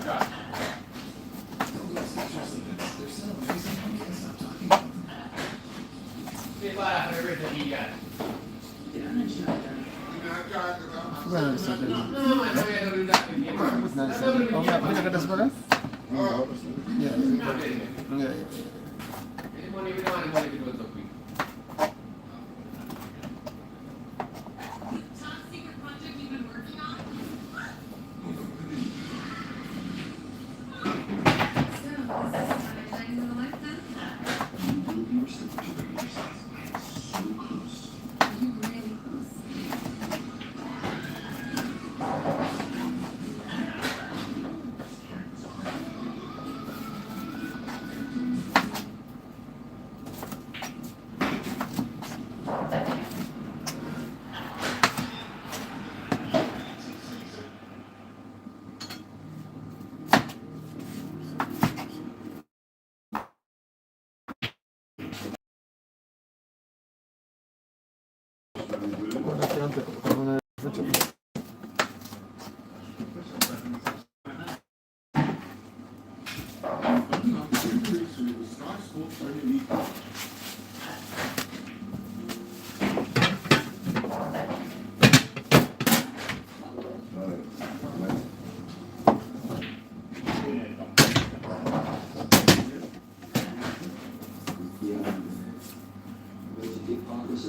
Yes guys, I'm gonna stop my lives, yeah? Thanks for joining my live. See you sometimes Monday.